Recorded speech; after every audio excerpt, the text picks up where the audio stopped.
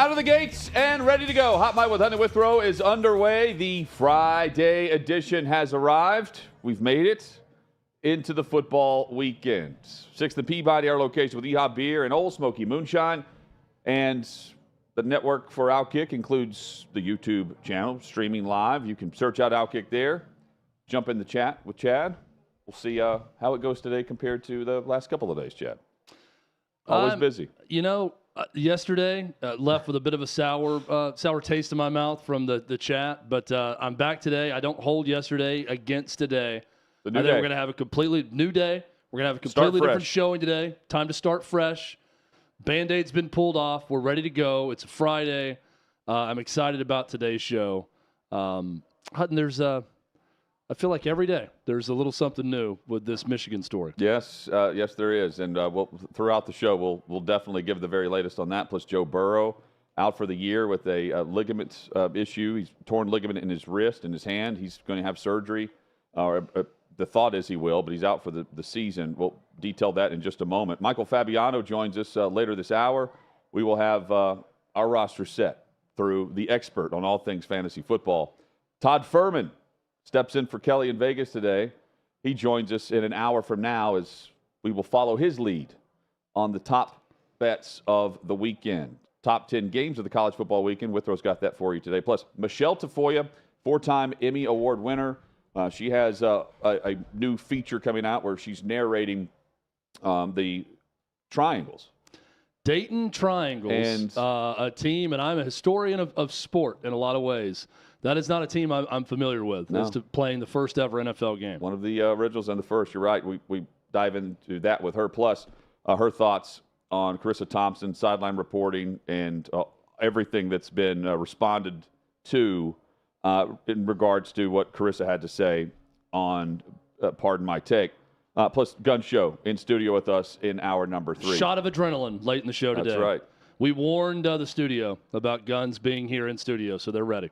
Chad, new evidence and a new tone from the University of Michigan and the athletic department, the football program. Word coming out through Pete Thamel that the NCAA had informed Michigan of new evidence this week, and that led to the change of direction in their approach to how they would argue the 3-game suspension that had already been served by 1 game through Harbaugh last week.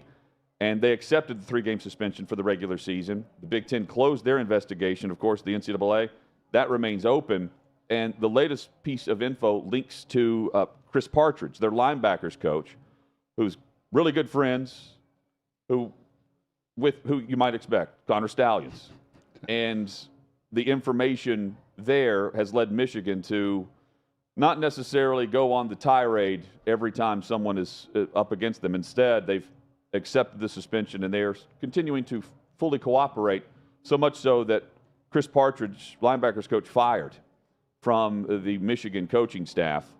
And while there's not full detail on what exactly this new evidence was, Chad, it's evident that it's evidence that was damning enough to require Partridge to no longer be a part of the Michigan football coaching staff effective immediately. So here we go again, where I continue to ask the question, what's next? Because while Jim Harbaugh is serving a 3-game suspension, he's coaching during the week, he's going with the team to Maryland, but he can't be on the premise of the football stadium tomorrow. What seemed like I felt like a fair suspension from the Big Ten's perspective of 3 games. Once that's served, as of yesterday, I'm leaving the studio thinking, once that's served, well, it's going to be time served as they move forward. But what feels fair on November 17th?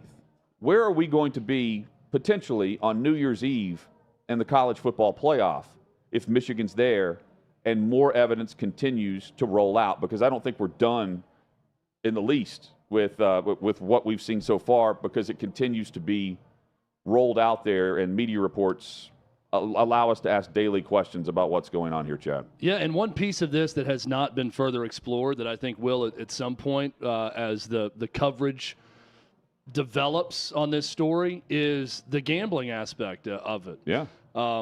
Hey, we're going to talk about a Joe Burrow story where Cincinnati might be in trouble for posting a photo of him in an air cast on his hand and then deleting that photo because they didn't disclose any type of injury for Joe Burrow. Then he quickly goes out of the game where he was dealing with something going in. And a big part of that is the integrity of sports gambling and wanting it to be on the up and up and wanting the knowledge being out there for bettors. Well, if you've got this intricate, illegal sign-stealing operation that while maybe it doesn't affect the win-loss record for Michigan, maybe they win all those games and they lose the other ones no matter what, but it may have affected a line here or there. And that's something to look into and investigate also. So we went from Michigan versus everybody on T-shirts and signs and everything else to Michigan firing an assistant coach, not going to bat for Jim Harbaugh and going and having their day in court to be heard and accepting the punishment. A very different tone coming out of Ann Arbor as the week has developed. And I now do wonder, you had that kick of adrenaline, excitement, and defensiveness and loyalty and all of that. Urban Meyer said it on Big Noon Kickoff. I almost feel bad for Penn State because he was talking with some Michigan people around the team and said, that is a pissed off team that is united and ready to go. How far can that carry them now that they're starting to see, and these kids are smart enough to know, they're starting to see, seems like we're kind of falling on the sword here as an administration and university. Didn't go and try to get that injunction to have our head coach here on game days. Didn't fight for us on that one. Now they're firing our linebackers coach the day before a game on the road against Maryland. I wonder if we're going to start to see some cracks within that team now in terms of how they play on Saturdays. I don't think it cost them at all against Maryland, but does that affect them against Ohio State? It could. Yeah. But Hutton, here's the, what does the future hold for Michigan? I don't know. That's now up to the NCAA. The Big Ten has ruled they're not going to have anything else happen to them from there. So now you just white-knuckle it to the finish line. If you're a Michigan fan, what's your goal? What do you want? You want to go win a national title this year. Because if that happens, no one's taking that away from Michigan. We can talk about removing banners and all of that and, it didn't happen. Michigan's got to go out there now and say, hey, this has happened. We're admitting it as a university. We're not fighting for our head coach anymore. And we're firing a linebackers coach for allegedly destroying evidence that the NCAA could have used. Now you just got to go out there and win and try to win it all because the NCAA is not going to rule in time for anything to happen this year. If Michigan is able to continue to win, and we talked about the last week and a half, what can the rest of the Big Ten do about this? Well, Maryland and Ohio State, they have a chance to take justice into their own hands and end Michigan's shot at a national championship over the course of these next 2 weeks. Yeah, and that's really the last option on the table right now for the justice that would be served to Michigan. So going back to yesterday, the note that the investigation, the Big Ten had agreed to close their investigation. What would be enough to reopen one or start a new one based on more evidence mounting? Because what you're being suspended on for violation of the sportsmanship policy, that was based on what the Big Ten had at hand, and that didn't link anything to Harbaugh. What if something does? Yeah, I don't think they're going to pile on with anything else because Harbaugh's the one facing the punishment anyways. So even if they have some sort of link to Harbaugh, they can just easily come back and say, hey, we looked at it. We believe he knew anyways, even though we don't have evidence to prove it. He's the head coach, though. He's responsible for it. I don't think the Big Ten's going to come back and do a thing. This is on the NCAA now. Tony Petitti looked strong in this case because he acted quickly, and he avoided courtrooms. In the end, Michigan decided to say, okay, we'll take our punishment and we'll move on. But let me go back to what you had mentioned earlier this week, though. It's the 13. It's not just Tony Petitti. What if the 13 demand that something happened to Michigan based on new evidence that mounts? I don't know what else it could link Harbaugh. But see, because nothing does right now. And then that would link a lot of people if that's the case. Look, the other 13 teams believe Harbaugh knows already. So that's not going to change any of their opinions. They think that Michigan's lying about that, like most people do. it's one of two things. Either Harbaugh knew about it and now he's lying about knowing about it, or Harbaugh doesn't know what's going on with every part of his program. And he's just kind of claiming incompetence. Which we know that's either not way, the case, right? There's too many loyal people there. Either way, it's a failure to monitor, right, and that whole thing. So I don't know that I'm trying to think of, Hutton, the hypothetical that could be discovered in this that would make the Big Ten want to act further. I don't think there is one. I think the Big Ten got what they wanted. I think the other 13 schools got what they wanted from Petiti.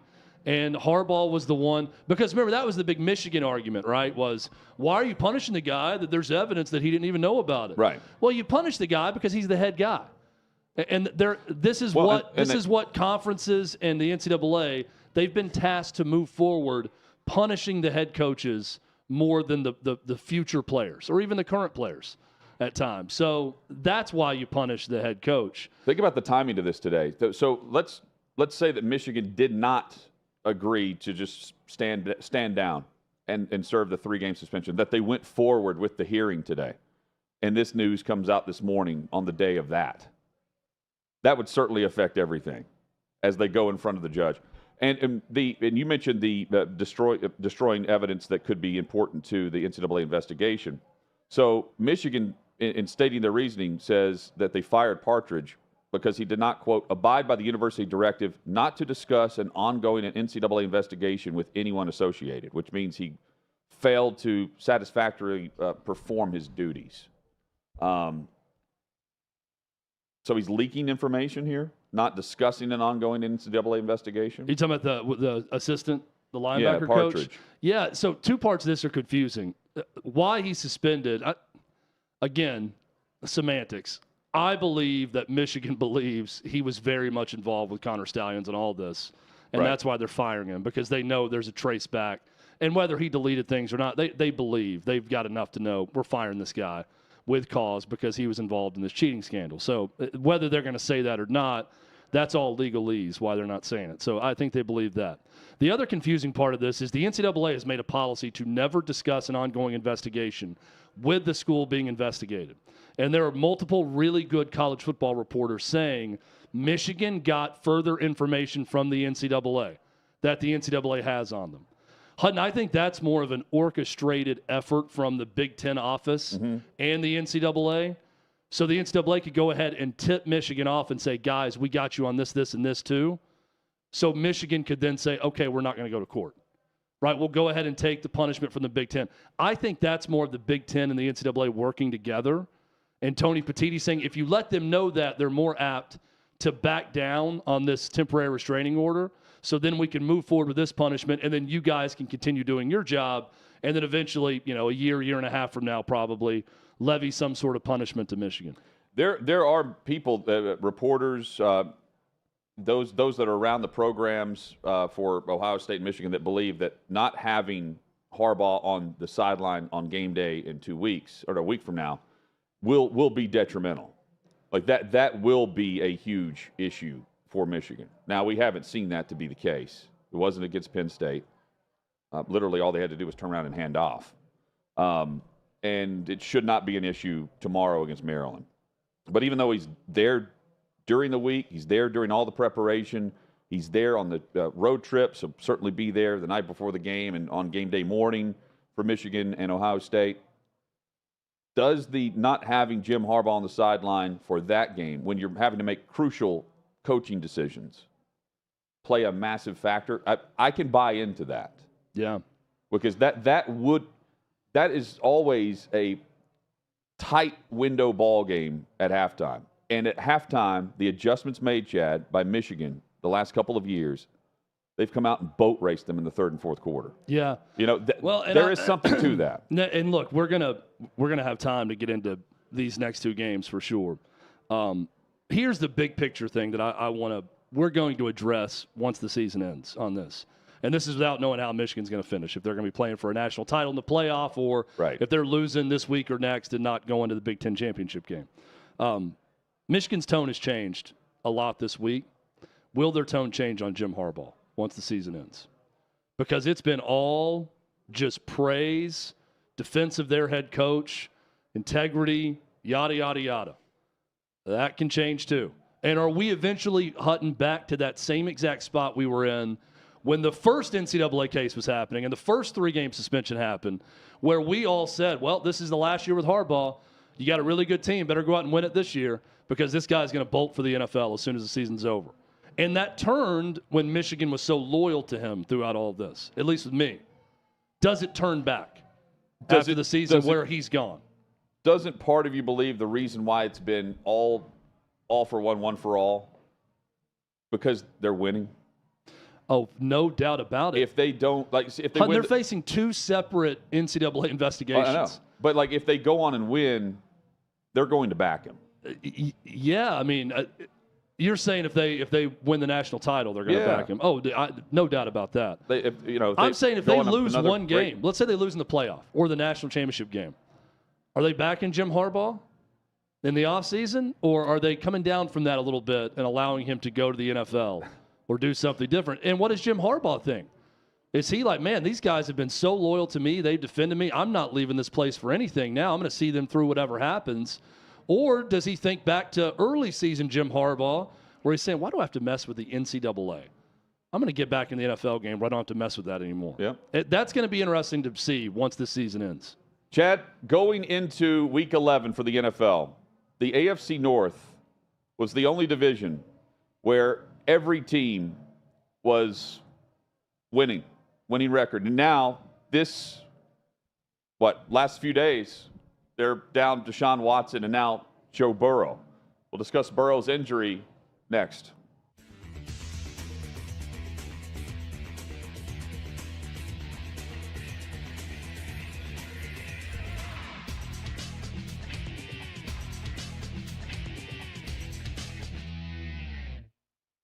The rest of the world doesn't know this. I have a day drinking day that I have at the owners meeting, and it's Mike Tomlin and I throw it. And it's only for head coaches and GMs. No other media is allowed to come. And the media over time has given us respect. Like, this is Glazer's thing. Let's not go there. And it's usually Tomlin and I and, upwards of 30 other guys. It's crazy. But what I also do is I always tell Tomlin and whoever the older coaches are, tell these young cats what's about to come across your desk, because they have no idea. Like, the craziest stories in the world, and you're not prepared for it. Because when you're in that position, you really find out how messed up everybody is. Like, it's not just your players, it's your coaches, it's your scouts, it's your GMs, it's the person in the cafeteria, it's everything. And then it's their family and the issues families are calling. And oh my God. And listen, these cats didn't go to school for this. They didn't go to school to be a psychiatrist. Right? They went in the coaching to coach. Right. But when you're a head coach or a GM, that's part of the job. The other part is really, it all lands on your shoulders. So I make Tomlin and all the other guys tell the craziest stories that have come across their desk in the early days to prepare the new guys. Well, and also probably to help normalize everybody else, right? Because we all probably live our lives thinking, oh my God, no one could understand, or no one life is as crazy as mine or as messed up as mine. And then you hear someone else's story, you're like, wait a second, you have me beat. Yeah. Yeah. Well, there's a couple that I can't tell them on this that are there are we go to them. We usually start these fun days off with these couple stories that there's no way I'll ever repeat, but they are like, Charlie, if you said to me, hey, if I told you any of them, you'd say, come on, you made this up. There's no way this could be possible. And the craziest thing about the NFL is that anything's possible. When we did Ballers, people are like, come on, that stuff doesn't happen in the NFL. I'm like, this is a G-rated version of what happens in the NFL. Are you kidding me? Okay, you just took me to literally the best segue, because something I remember you saying, and I remember you saying it a few times, the NFL is truly the greatest reality show in the world. Can't make it up. And that is what you're talking about, is a testament to exactly why. I mean, there's all these stories that happen, and they're not scripted stories. Yeah. Look at the Raiders this week. They fired their head coach and general manager at 10 o'clock at night and put in ex-Giant linebacker Antonio Pierce to run the team. Like, look at last year with the Colts. They put in Jeff Saturday. Like, you can't make it up, right? So it's just like it's great because even for me, like I said, with these things, like, I think I've seen it all. There was something that happened this year. I said, man, we've seen it all. And then this happened. I don't remember what it can't remember what it was. If you think about it, just okay, yeah, I can't break remember your what thought, it was. But they're go like, man, straight we've to seen it. everything, and then this thing popped up just when you thought you've seen everything, and you really like. That's the thing. If and I've been around. By the way, this is my 30th year, right? Is that? Yep, 31st year. It's my 31st year. My 20th year at Fox. I started covering the league for the New York Post in '95, so that would make it like. But I started earlier in '93, so that's 31 years. So '95, was it 29 years covering the league? Yeah. So I've seen it all. I've been around. I think I've seen it for the most part. The stuff that's been reported and stuff that hasn't been reported, and yet every year there's still things that surprise me.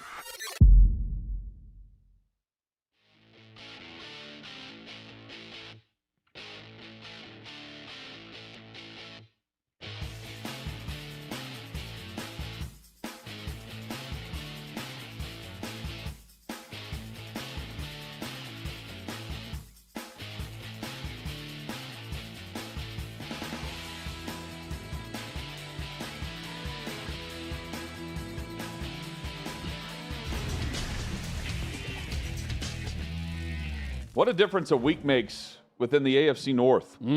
Hot Mic with Withrow rolls on across the OutKick network. 6th, the PBI at our location with Yeehaw Beer and Old Smoky Moonshine. Chad, Joe Burrow out for the remainder of the season. Torn ligament in his wrist. Of course, he was seen on the video with the aircast wrap, and they quickly took that down. That's because, well, the Bengals didn't list him on the injury report all week. He shows up in Baltimore in a short week, Thursday Night Football, where the Ravens win and move on with their lead right now, currently, based on expectations and the fact that the quarterbacks are down. Burrow's out. He just signed a $275 million contract over a 5-year period, $219 million fully guaranteed, an average of $55 million per season. Banged up to begin the season with the calf issue, comes back, was playing well, now has the wrist, and he's done. And so are the Bengals, quite frankly. They were in this, and they, at one point, midway through the season, well, I should say about just past the week 7 mark or so, they looked like one of the best teams in the NFL. They had figured it out after the rough start. I mean, we were, what, at 1-2 or 1-3? Yes. I think after the loss to the Titans, the question was, is Cincinnati dead? They were not dead. They're playing their best football, and now this happens. Yeah. This is a bummer of an NFL season. I don't know any other way to put it. We're going to watch. It's still going to be compelling week to week, all of that. And America's still going to watch. And we've seen some of the ratings skyrocket, in part due to Taylor Swift, quite frankly, and the games that she's been at.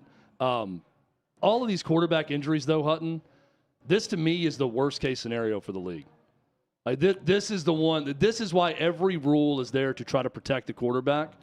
And I think most fans, when you really take a step back and think about it, some of the penalties are ridiculous. We all see them, and we know the ones that are ridiculous. And it is touch football at times on certain plays, and I don't know what the defense can do. But the defense has had more of an upper hand this year in football. And with all of these quarterbacks going out, and it's not just because of dirty hits with all of them and all that. It just leads to kind of a bummer of a season. I mean, you want the star quarterbacks. These are the guys that are in the commercials that everyone knows. You want them on the field. And when they're not there, it really throws a wet blanket on the season. I'm looking around the league now at the contenders. And sure, you've got some healthy quarterbacks, guys that are playing that have that star power, but there's not enough.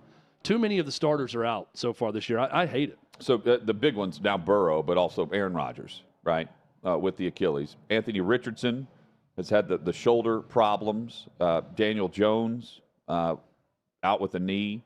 Kirk Cousins suffered the Achilles injury. And then Deshaun Watson earlier this week with the broken bone in his shoulder. Now Burrow. And if you start to look around, so this was a highly contested division. Now Dorian Thompson-Robinson's going to be the starter for Cleveland. Jake Browning's the starter now in Cincinnati. And, well, Kenny Pickett. Big evaluation time for Kenny Pickett down the second half of the season here as Pittsburgh takes on Cleveland. And, of course, the front runner now, Lamar Jackson and the Baltimore Ravens, who took care of business last night. They did, and a game they had to win, just like Pittsburgh needs to win against Cleveland. Yeah, without Watson. I mean, the defense is good enough to go on the road or host and win, go on the road, and it travels. And can they run the football? But Cleveland's down not just Deshaun Watson, but also Nick Chubb. They've been without him all season. They went into the week 6-3. Well, what does it say about Kenny Pickett that Dorian Thompson-Robinson is starting and Vegas has the Browns as a favorite against him and his team? Look, I think that's a high and due respect to the defense of Cleveland. Oh, it's totally the defense of Cleveland. But I'm saying the Steelers' offensive line. That shouldn't be the case. And Matt Canada. That to me is kind of an indictment on Kenny Pickett, too. No, it's all of it. You've got your starter at quarterback. Anything. I'm with you, man. He hasn't proven anything. And I love Kenny Pickett coming out of Pitt. Yes. I still like the prospect and the idea of what Pickett can do. Yeah, he's not Mac Jones. He's not that bad. We have just not seen it. And now the Bengals went all in with Burrow, and they're just not getting the result this year. And this was the year. Keep in mind, too, what they've done is they didn't trade away Higgins this offseason. Of course, he's been banged up and hurt. They didn't trade him at the trade deadline, and you had the big three at wide receiver that you're unlikely to have moving forward because Higgins is going to get paid this offseason. Yeah, and it's not going to be from Cincinnati. No, because of the investments made and what they have to do now on defense, too. But it's a bummer. Chad, I'm with you, man. We went into a week with 10 rookies starting, right? That we had a new NFL record with 10 rookies starting. And now, while you still have Jalen Hurts and Patrick Mahomes matching up this week, but you'll see Russell Wilson, who's playing well. And there's still some quarterback guys you can lean on that are playoff contenders, like Lamar Jackson. The guys that are also supposedly Super Bowl contenders aren't in the mix this year with Burrow and Rodgers. We haven't heard much on Rodgers in the comeback in like a week and a half or so. Yeah, I think as the Jets continue to lose, I think that gets quiet a little bit to where Josh Allen's not playing well. Tua's off the bye week. They're taking on a 5-5 Raiders team. I think it's going to be more of a business decision now by both the Jets and Rodgers when they're out of the playoff race. Even if he could come back the last few weeks, I doubt he will at this point, given not much at stake for the Jets, and then he could just have an entire offseason to get ready. At least Monday Night Football, Hutton, we've got 2 starters that are healthy. That's right. This week, Chad, with Mahomes and Hurts. Chad, I mentioned the Bengals didn't post the injury or list Burrow on the injury report. NFL said they're looking into this as to why he wasn't on the injury report this week, because the Bengals had posted and then later deleted a video on social media showing Burrow getting off the team bus with his right hand and air cast, like a soft cast. Yeah. And reviews are not uncommon from the end. We saw it earlier this year with an illness that took place, but this is a bit different because you mentioned the betting lines for Michigan, and if you've got the Bengals who have been playing well, coming off a loss, same as Baltimore, in a big AFC North matchup on Thursday Night Football, and you're betting heavy on Cincy, you'd be glancing at the injury report to see how they match up against the Ravens team right now. Yeah, and reading about this. That's why they look into this. Now, they did it to Pittsburgh. Mike Tomlin got fined. The team got fined. Did they lose a draft pick at one point for not disclosing a Ben Roethlisberger injury? You can did I lose read a that draft right? pick. That's something that they can take from you. You can? I don't think they did. I think they just got fined. The Steelers Normally did. It's a fine. So I'm guessing this will be a fine also. But, I mean, if you're the league, anything requiring any type of cast should be reported as questionable or whatever. Right? I mean, this is pretty cut and dry. Like, they're going to have the video, even though they deleted it.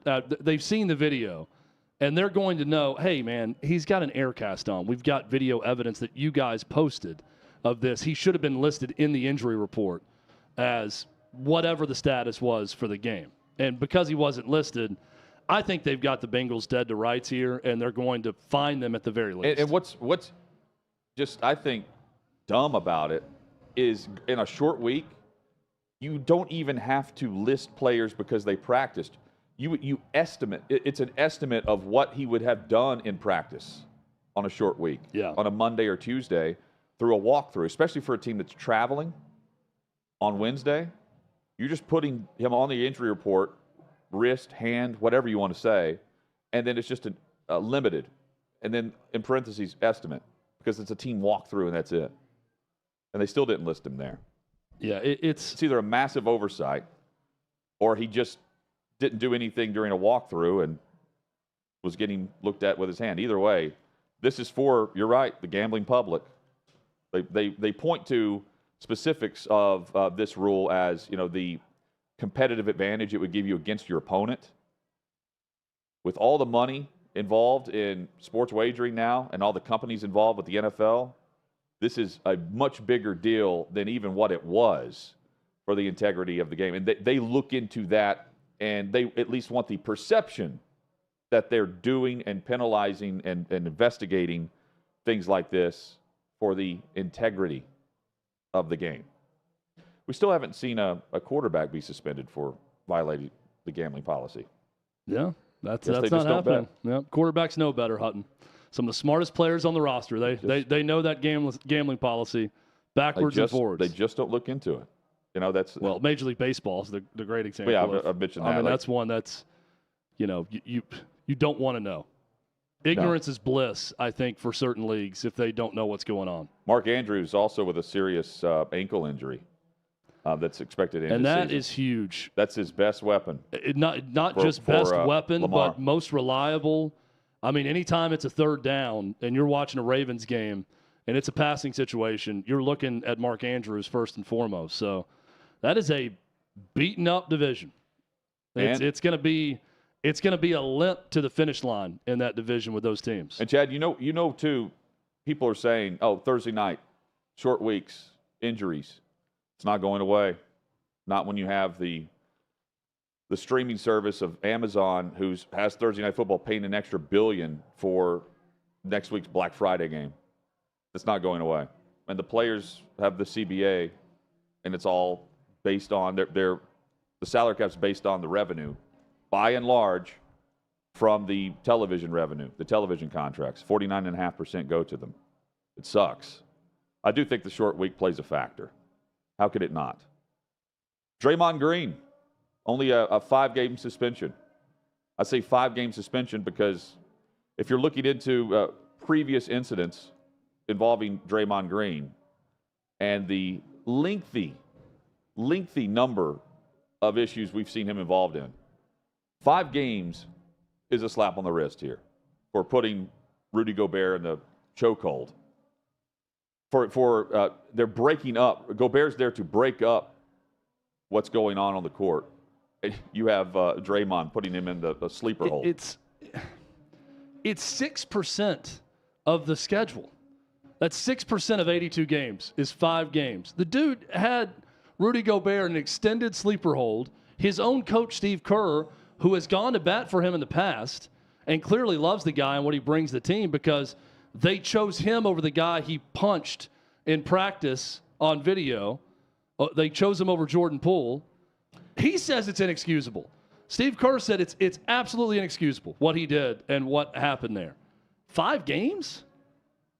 Am I crazy for thinking that is nothing? I was thinking half a season based on his track record. And I don't understand this. The NBA acknowledged that this 5-game suspension was warranted by, quote, the history of unsportsmanlike acts. What's another 10-game suspension next? This is, it's also, Draymond was also complaining about the money involved in this in-season tournament. Remember this? He wanted $1 million. They got $500,000. Yeah, guys would play harder if it was $1 million. Yeah. That's what he said. Well, he said initially that's what they were throwing out, and they came back with $500,000. He thought it was cheap. Which, I mean, and a lot of players are making more. No one is going to cry for the NBA that you make $500,000 and not $1 million. It's interesting though. As soon as they go on, they don't have Curry. They're banged up, and he's suspended for 5 games and won't be competing for that championship cash. I just need to know what you have to do repeatedly on the court, action-wise, to get a really lengthy suspension from the NBA and Adam Silver. I really thought this was, are they going to suspend the guy for the rest of the year, given how many times he's done this? I mean, there's got to be, What is this, his 11th strike on this thing? Countless. I mean, crazy that this is all that he's getting. There will be another one. There will be another one. Rasheed Wallace. Remember Rasheed Wallace is like breaking NBA records for technical fouls? Yes. And I feel like they had a special exception where if he got more, he was going to start just missing the next game automatically. Well, there's something that kicked in. I think it's 16 is the one where it's an automatic suspension. I feel like there was something that was even put in for him because he got so many technical fouls for arguing with officials, arguing with refs during games. I'd have to go back and look that up, but that seems applicable to Draymond Green in this case. With the amount of times he's taken cheap shots and played dirty in games, that they would do something more than 5 games. I agree. I mean, and there were some that were saying that he shouldn't even be suspended, just fined, which is also just stupid. Most technical fouls. Also, he wasn't fined. Klay Thompson got fined for his part in it. Draymond Green just got the suspension. Now, the suspensions cost him a lot of money. Yeah. I forget how much per game. He's not going to make his game checks during that time. So it is costing him that money as well, but there wasn't a fine on top of the suspension. There are 2 players all time with more technical fouls than Rasheed Wallace, and I'm surprised by them. I wouldn't list them automatically and think of them in this way. So Rasheed Wallace has 317 technicals. Charles Barkley's number 2 at 329, and Karl Malone at 332 for his career. Karl Malone had some sharp elbows when he played also. He had a big elbowing issue when he was playing in the league. That's a tough dude. How many techs would he have in this era compared to when he played with those sharp elbows? Well, he'd only get a 5-game suspension. We know that. I mean, it'd be tough to get him out for more than 5 games. Coming up, Michael Fabiano joins us. We'll get the fantasy football perspective going into Week 11 of the NFL. What you're experiencing is the bold taste of a Southern legend. Old Smoky Moonshine and Whiskey. Authentic Tennessee mountain-style spirits. We believe in crafting flavors that were born from tradition but defy expectation. And pioneering a new experience with every sip. Because if it doesn't do this, it ain't this. Old Smoky Moonshine and Whiskey. Come on.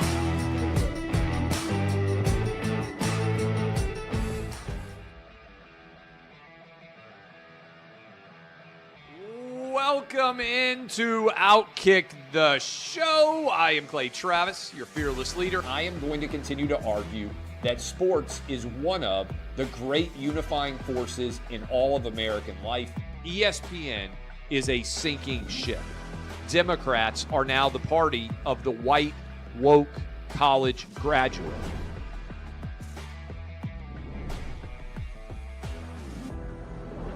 We live in a land of participation trophies. You gotta lean into the turns. You really gotta lean into the turns. When Leah Thomas walked in that first day, it got silent, and every girl was uncomfortable. Very difficult to go back-to-back years in the NFL with the number 1 overall pick. Is it fair for people to be upset with Barbie?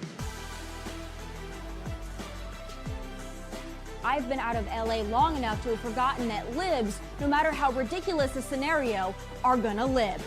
Another week of inflation, another week with Biden with COVID, and another set of losers to crown. People don't watch the WNBA on TV, in person, on a plane, on a train, on a bus, or on purpose. I mean, what have you seen firsthand of how this has affected you in the plant and your fellow employees? Under Joe Biden, the Taliban has retaken Afghanistan. Putin has invaded Ukraine. So if there was ever a time for freaking aliens to inhabit and conquer Earth, now would be that time.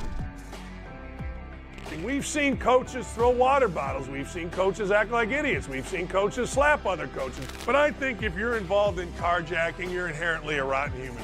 The level of stupid that sometimes gets on our YouTube chat just gives me a headache. You're born a male, play with males. You're born a female, play with females. Don't at me about it. The American people are being cheated. We, ladies and gentlemen, are being cheated.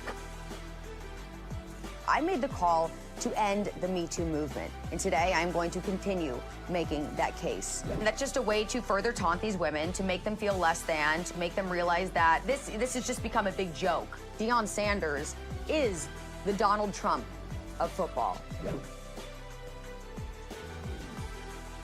We were directly impacted by the whole Leah Thomas thing, and we were able to see you guys on the ground with your signs supporting That was huge. They were saying, oh, it's only 1 or 2. That's rubbish. And we all know that's rubbish. Once those trans-identifying males were able to succeed, it just encouraged others.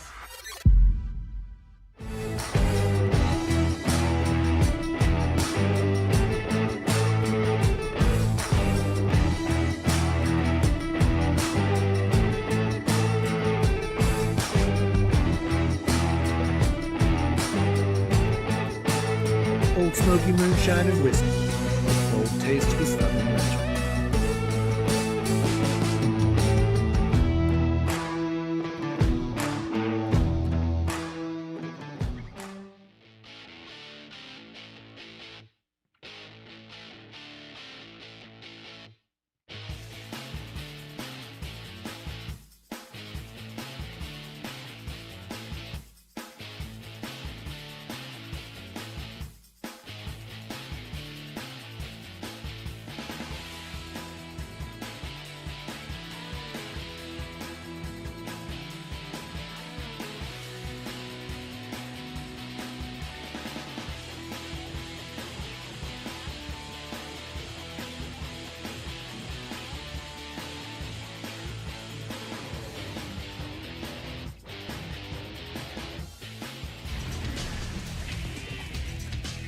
Sixth and Peabody, our location with Yeehaw Beer and Old Smoky Moonshine. Glad you're with us. The Friday edition, Hot Mic with Hutton and Withrow here on the OutKick Network. Rolling along as well with Michael Fabiano, who joins us, the senior fantasy football expert, analyst for Sports Illustrated. He joins us weekly.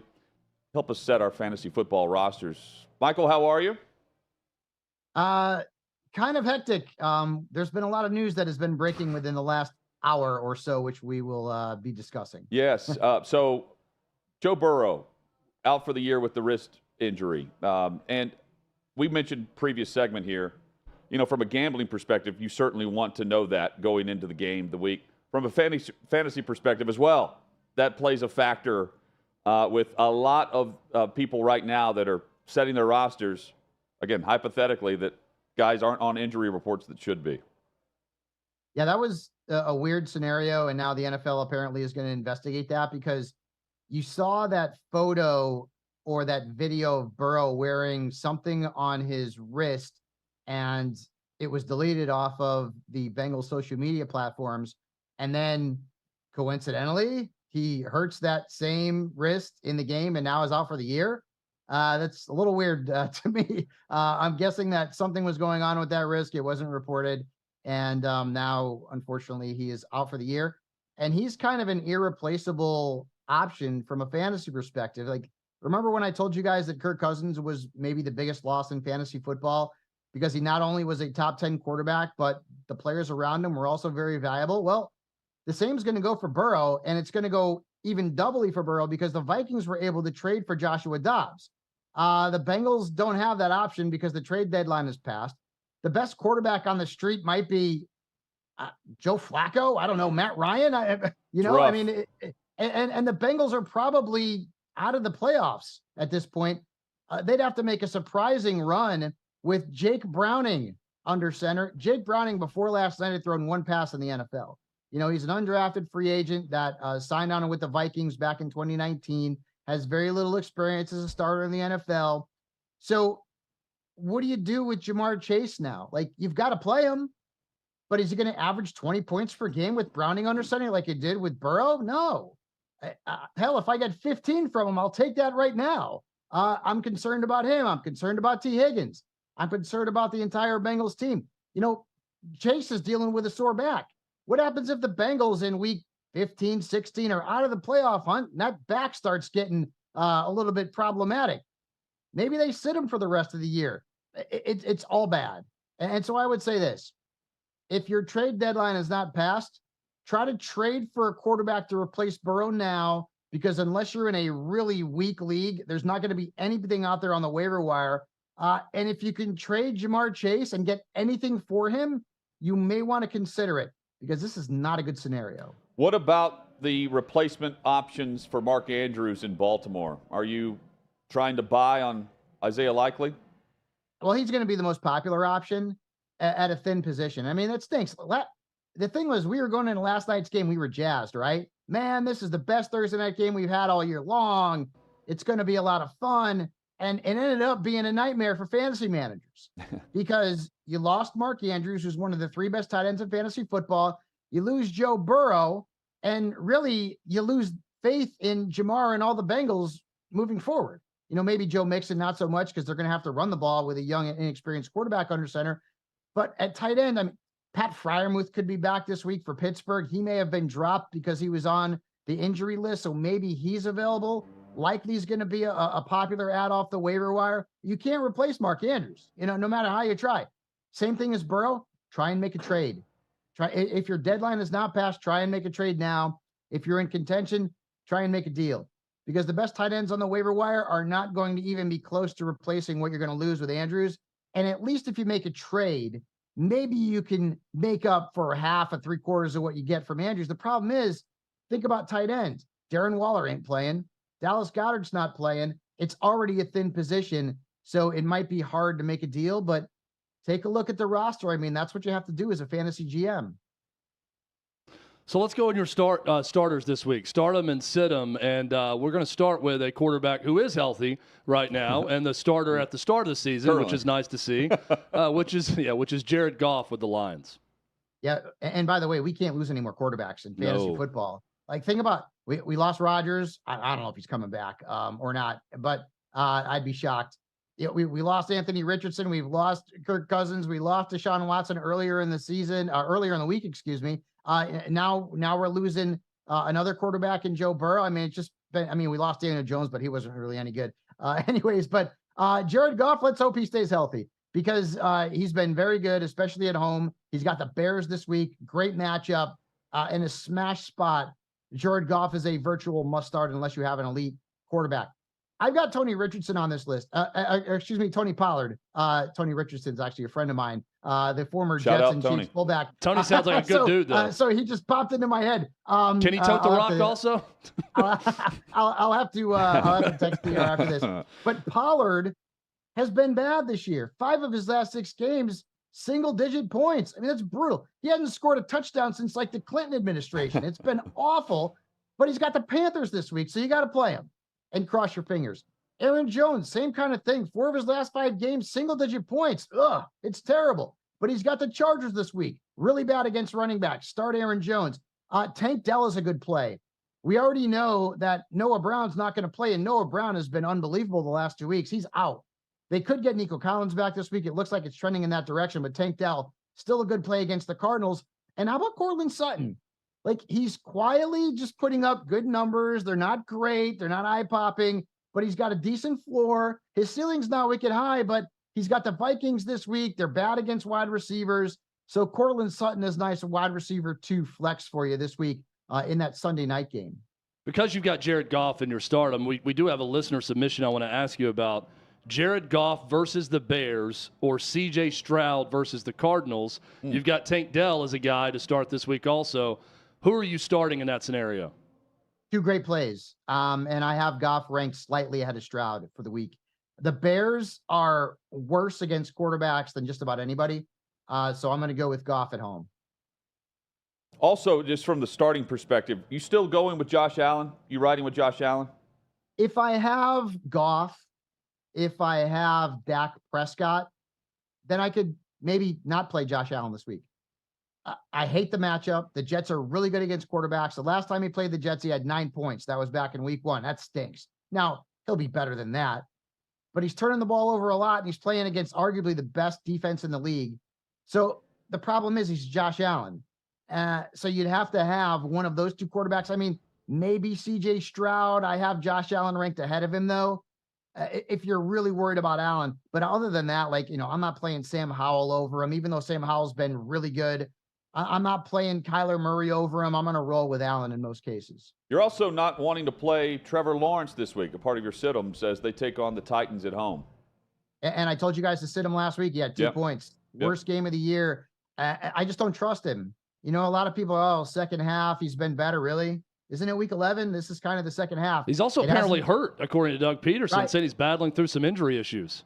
Another reason why, and he got put on the injury report, another reason why you fade him if you can. Against the Titans, They've actually given up fewer than 15 fantasy points per game to quarterbacks over the last 4 games. Lawrence is hard to play.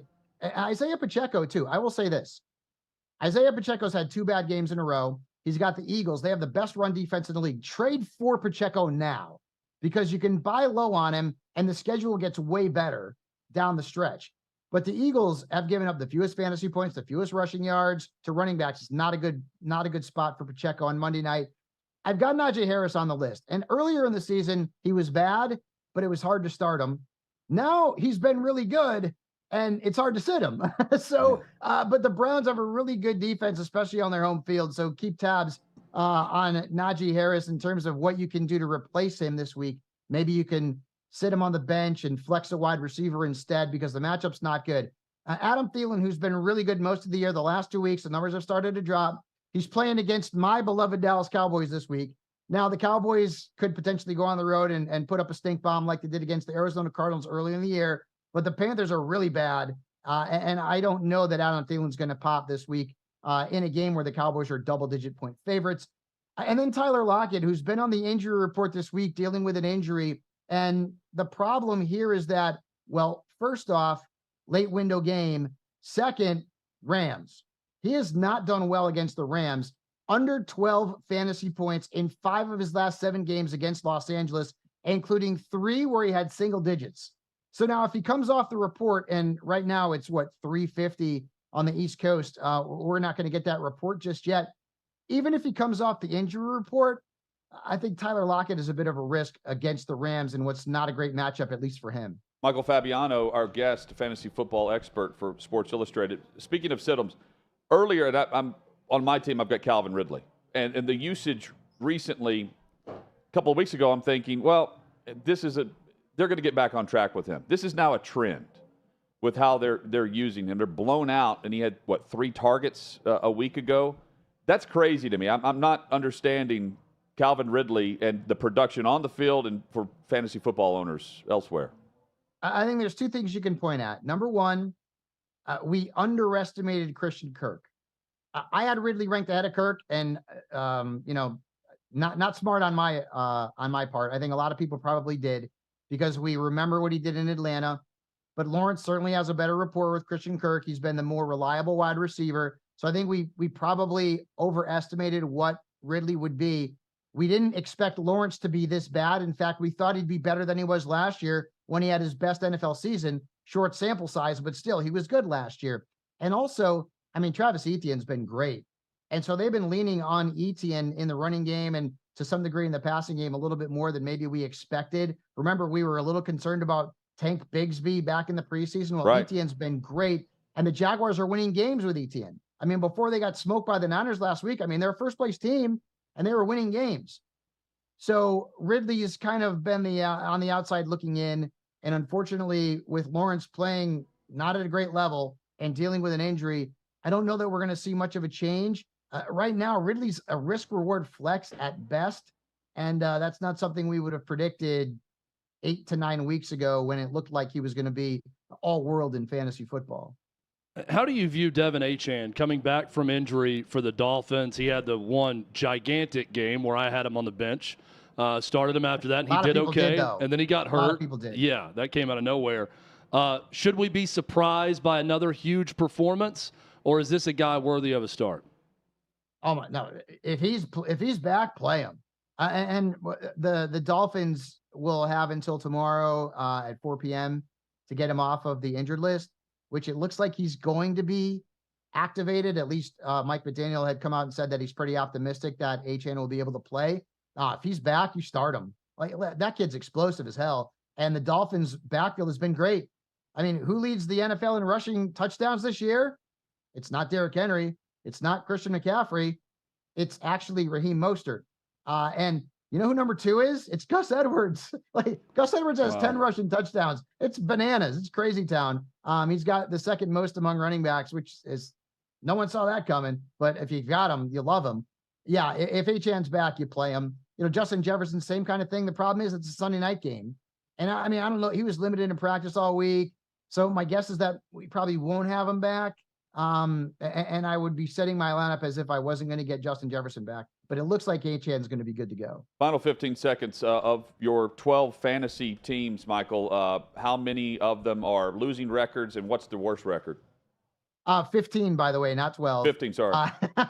I went 14-1 last week, which means I'm screwed this week. I'm going 1-14 this week. I'm done. And I'm already in trouble because I started Mark Andrews like any good fantasy manager would. I started Jamar Chase like any good fantasy manager would. I started Joe Burrow, same thing. And those guys gave me bupkis. So like I'm going to be in trouble this week. I don't know if you propose a trade, I'm not trading with you in any of these leagues. Michael Fabiano has been our guest. Hey. I'm hoping to make the playoffs in like 10 to 12 of those 15 leagues. We'll see. It's not bad. We follow your advice. We will too. Hey, thank you so much for this each and every week, and good luck this weekend. Hey, guys, have a great holiday next week, and good luck. Yep, same to you. Thank you, Michael Fabiano. Thankful that he joins us weekly. He's great. Coming up, Todd Fuhrman joins us. We'll break down the lines across college and NFL. That's straight ahead on Hot Mic.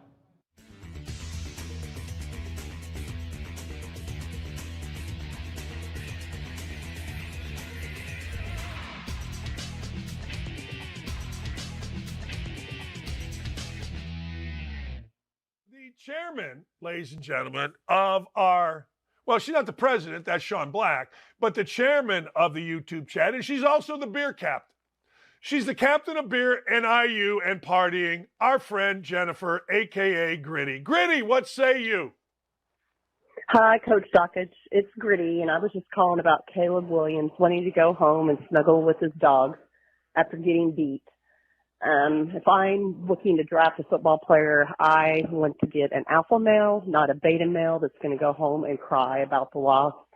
An alpha male will go home, work hard, try harder, work on his game plan, and all that good stuff, and not go home and cry to his mommy. Love the show. Peace out. Ending with a peace out gives me goosebumps because peace out is the way of the world. That's Gritty, and that's right. You know, women want real men. Real men are dying to be real men. I mean, I'm sorry, but they are. Look, I'm not some macho clown. I'm as sensitive as the next guy. I can't get through a movie sometimes without crying. Sometimes somebody does something really nice for me, and I well up. I learned this. Let me show you something that I learned, Gritty. I learned at movies, or when I'm going to cry, to do this. Watch. What I'm doing is I'm blowing up into my eyes, and that dries them so people don't see tears. I get crying, but I don't get crying when you lose a game, jumping up in the stands and crying with your mother. Honest to God, where does the drama end? Where does it end? Look, a friend of mine made a great point. Maybe it was on this show. I can't remember. He said, Doc, 84, minute 18 to go. You turned the ball over against Virginia. We were up 1. All right, they scored, fine. But guess what? I wasn't going to go in there and cry. I mean, I've thought about it every day for 40, 50 years, but I wasn't going to cry. Wasn't going to happen. No chance was I going to cry. I mean, are you nuts? Hell no. Cry to my mom and dad? If I would have run up, it was with Ken Sterling on Two Big Brains. If I would have run up into the stands at the Omni in Atlanta, buried my head in a book, and wept to my mother under the book would have gone, get in the locker room. And my mother's the holiest of women. There is nobody holier than the great Roberta Dockage. There's not. But my father would have gone, oh, my father would have evaluated himself. My father would have said, what did I do to raise this? Which is exactly what I would have done if Andrew D. would have done that when he played at Ohio State or Michigan. Like, they lost to Gonzaga. All right. If Andrew would have had I guess he played in the game, played about 30 minutes, so I guess he did have a problem. Or he didn't help him win, I guess. So there you go. But if he would have come, shut up. I mean, after the game in the hotel, hey, I'm down with that. I'm cool with that. Yeah. Privately. But you don't sit there. See, women like Gritty are real women. They're smart. They're beautiful. They're tough. They just get it. They're not afraid. They'll tell guys when they're screwing up. They'll tell guys when they're great.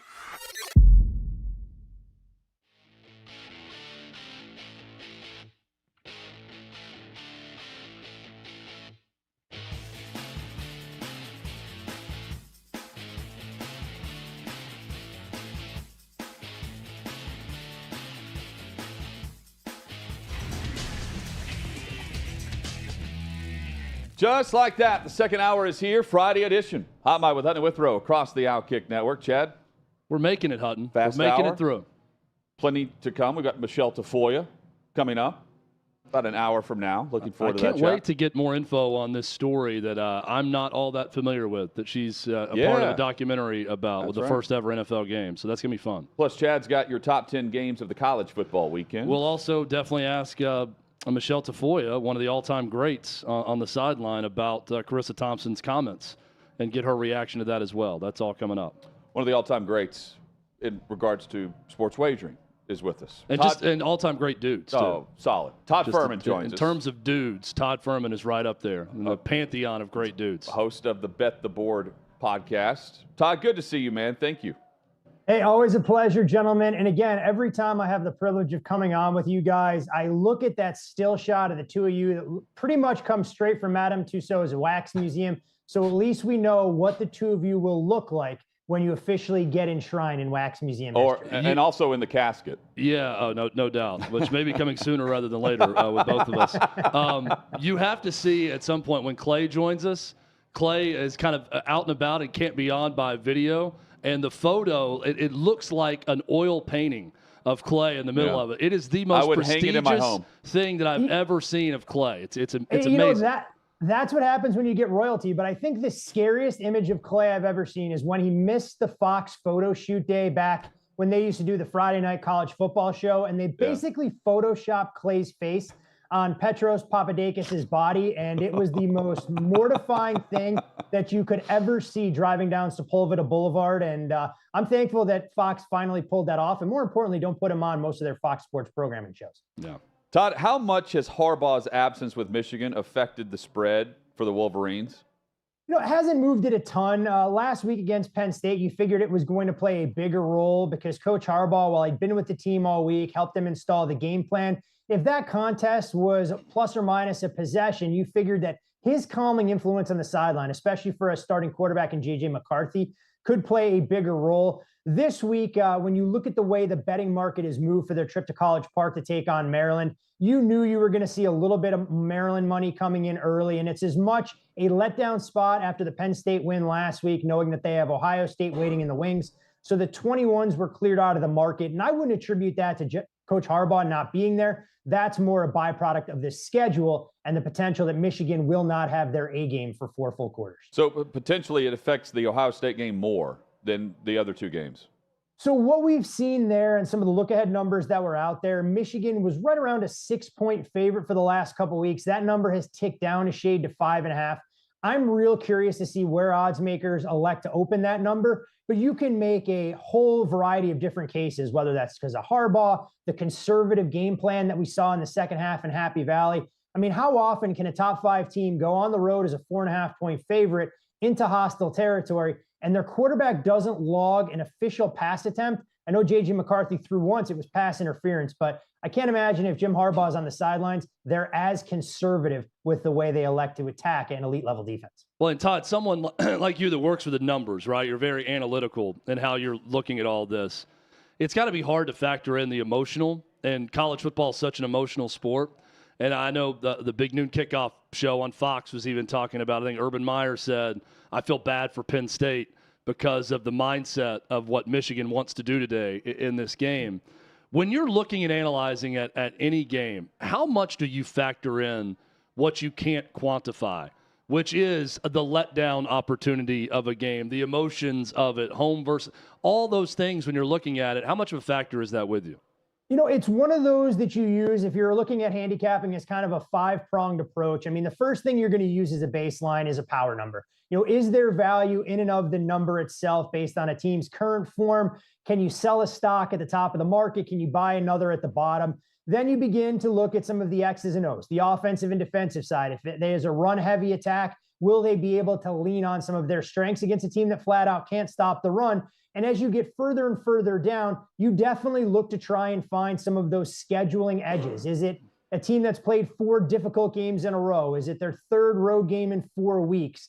Is it a sandwich spot after one big game last week against a rival on deck, and you figure you're not going to get the A game? It's how you find some of those things that, to your point, Chad, that aren't really quantifiable from the odds maker's perspective to give yourself that little bit of an edge that may have you close to making a bet on a particular game, but finally pushing you over to get there on a contest that you may have made the game 11, number comes out 10.5, but you still think it's value because you want to make that 1.5 to 2 point manual adjustment based on a lot of the things that odds makers can't always build in without creating a little bit of unnecessary exposure for themselves. That was an incredible answer. Very detailed also. And the segue with that, my Tennessee Vols, who looked awful a week ago in Missouri, but they've looked bad mostly on the road this year. And I think they've won something like 14 straight games at Neyland Stadium, and they look like a different team. I fully expect Tennessee to play better and look different in this game at home, but I just don't know if that's enough to cover the 10 points against this great Georgia team. What do you think about Tennessee coming back from what was a miserable experience on the road at Missouri this past week, and Georgia flying high coming into this game? You mentioned Tennessee and how good they've been at Neyland Stadium. I believe you have to go back to 2021 when they hosted Georgia to find the last loss that they've had in their own building. And credit to Josh Heupel and this coaching staff. He's restored a little bit of that legacy where going into Knoxville, it's starting to become a truly difficult place to play, the kind of thing that we didn't see when Jeremy Pruitt was the head coach and a couple of the guys before him.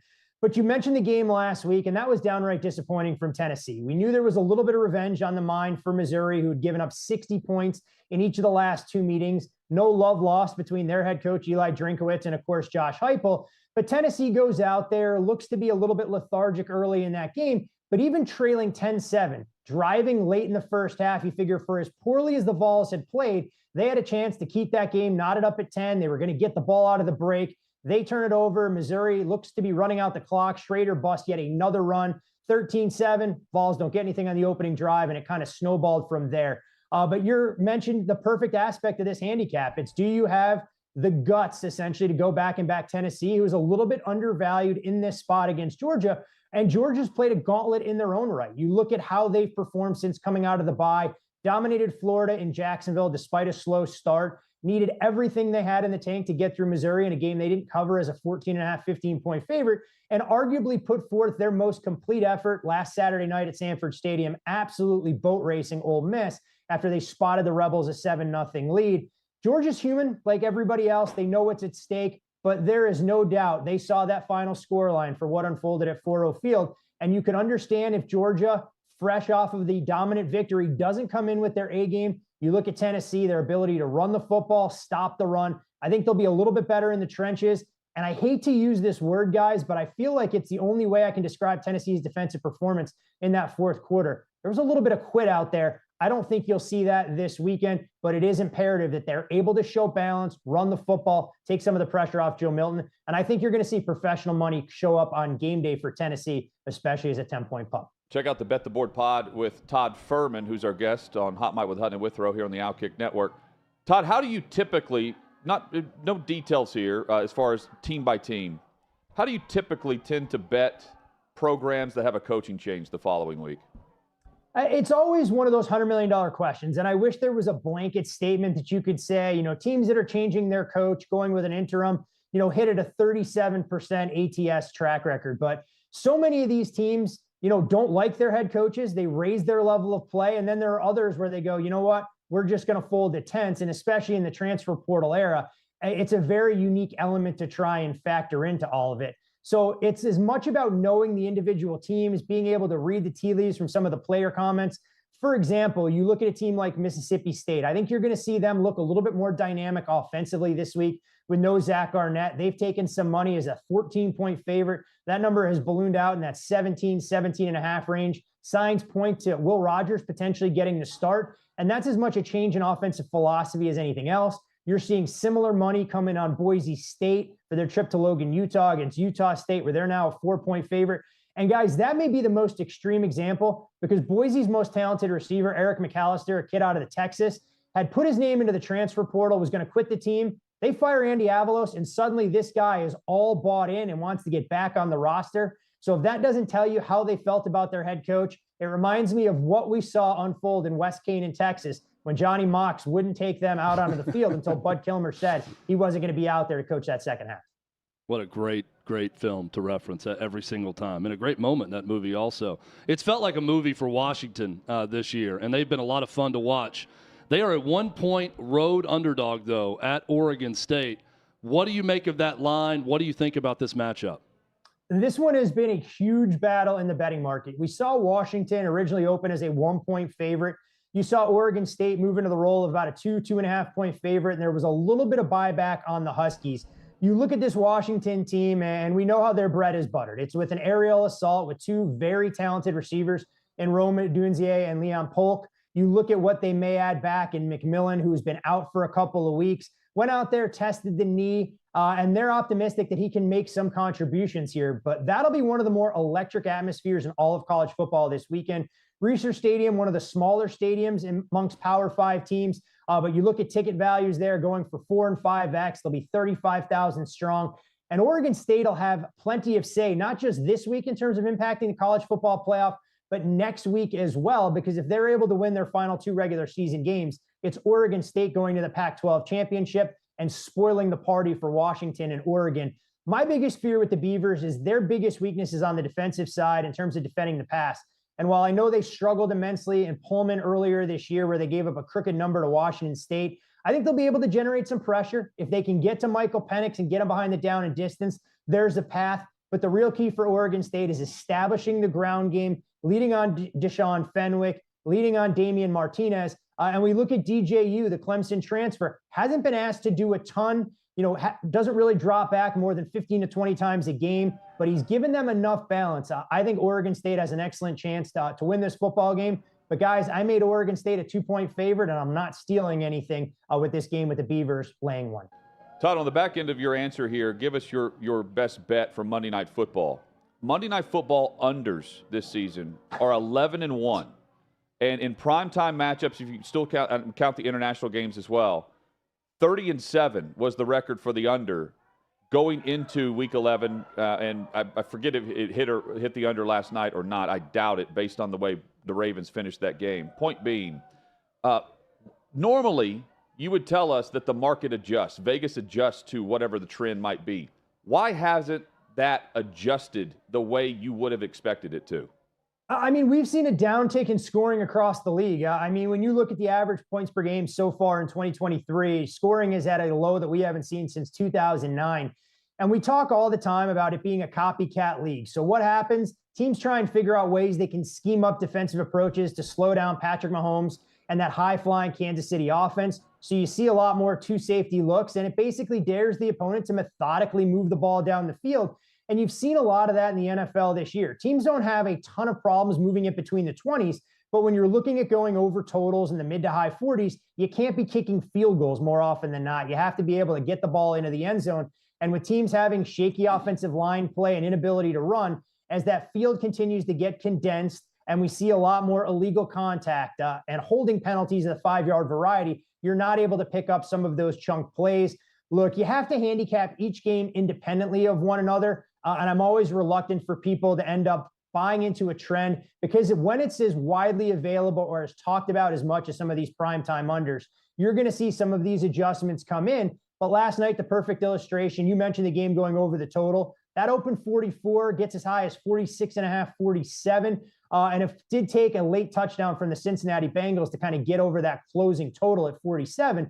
But at the same time, for the Monday night game, that number opened 48. We're now down to that 45.5, 45 range. And I do think one of the best kept secrets so far that's getting out slowly but surely is how good this Chiefs defense has been. That's actually been the stronger of the 2 sides of the ball for Andy Reid's team this year than what we've seen from Patrick Mahomes and that high-flying offense we've grown accustomed to in the past. So just 1 minute left here.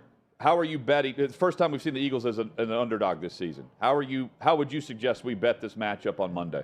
So for me, I have the utmost respect for both of these head coaches in terms of what they're going to do to devise game plans here, but I'm not ready to bet against Andy Reid with extra time to prepare coming off of the bye. We saw how dynamic that team was offensively in that Germany game against the Dolphins, scored 21 points, albeit only 14 from the offense. and then leaned on their defense. So if I'm looking to get involved in this game, it's not the full game number, but I think you'll have an opportunity to lay 1 with Kansas City in the first half. I think that's the way that I would go about attacking it. You know, I'm real close to where the market is at 2.7. So I don't think laying 2.5 at the Chiefs is a steal, but I could see a scenario where the Chiefs take a field goal or more lead into the break. And I would lay the 1 with Kansas City for that massive game Monday night. Todd Fuhrman has been our guest.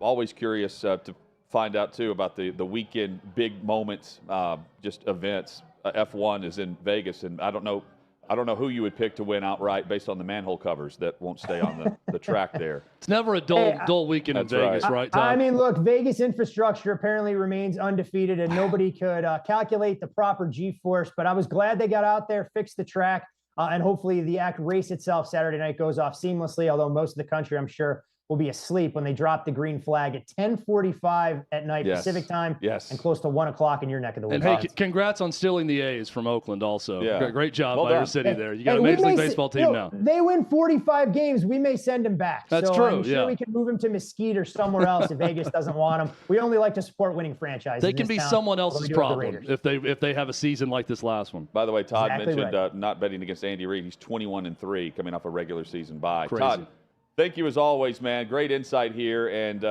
we always enjoy when you're on the show with us. Hey, always a pleasure, gents. Enjoy the weekend and best of luck with any investments you might be making. Same to you. One of the Todd best Fuhrman. of dudes, Todd Fuhrman. Bet the board. Every Check time. out the podcasts with Todd Fuhrman. He's excellent. A fan of oil paintings also, much like us. Yeah. A lover of art. He's not of hanging all hours. kinds. He may be like me. Clay's is so perfect. You want to hang it in your entry hall. It is. I think Jim Nantz has the same one that was over his fireplace at one point. The same self-portrait that was done for him. Coming up, we've got the top headlines, including Joe Burrow's injury, but also Major League Baseball headed back to Atlanta for the All-Star game. That's next.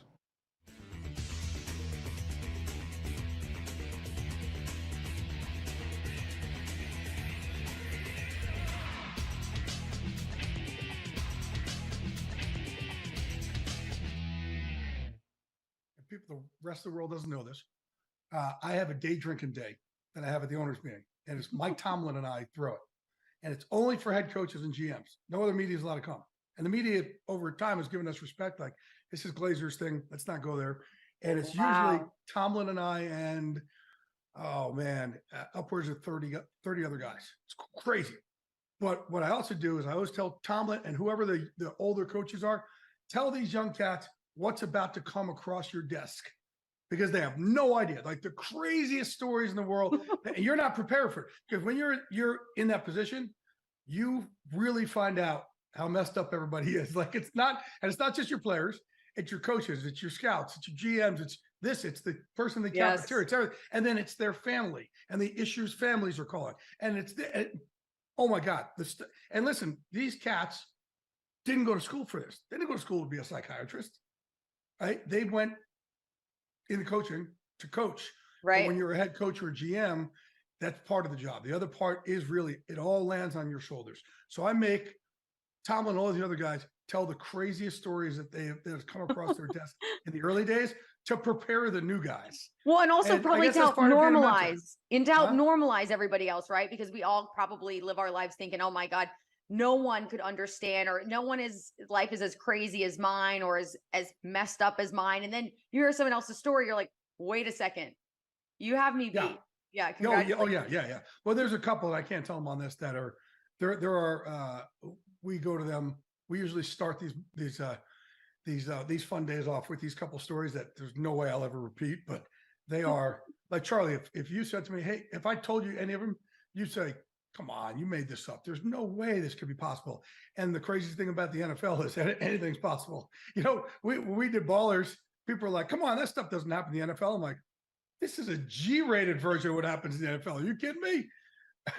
Okay, you just took me to literally the best segue, because something I remember you saying, and I remember you saying it a few times, the NFL is truly the greatest reality show in the world. Can't make it up. And that is what you're talking about, is a testament to exactly why. I mean, there's all these stories that happen, and they're not scripted stories. Yeah. Look at the Raiders this week. They fired their head coach and general manager at 10 o'clock at night and put in ex-Giant linebacker Antonio Pierce to run the team. Like, Look at last year with the Colts. They put in Jeff Saturday. Like, you can't make it up, right? So it's just like it's great because even for me, like I said, with these things, like I think I've seen it all. There was something that happened this year. I said, man, we've seen it all, and then this happened. I don't remember what it. I can't remember what it was. If you think about it, just okay, yeah, I can't break remember your thought. But like, man, we've seen everything, and then this thing popped up just when you thought you've seen everything, and you really like. That's the thing. If and I've been around. By the way, this is my 30th year, right? Is that? I don't know. Yep, 31st year. It's my 31st year. My 20th year at Fox. I started covering the league for the New York Post in '95, so that would make it like. But I started earlier in '93, so that's 31 years. So '95, what was it 29 years covering the league? Yeah. So I've seen it all. I've been around. I think I've seen it for the most part. The stuff that's been reported and stuff that hasn't been reported. And yet, every year, there are still things that surprise me.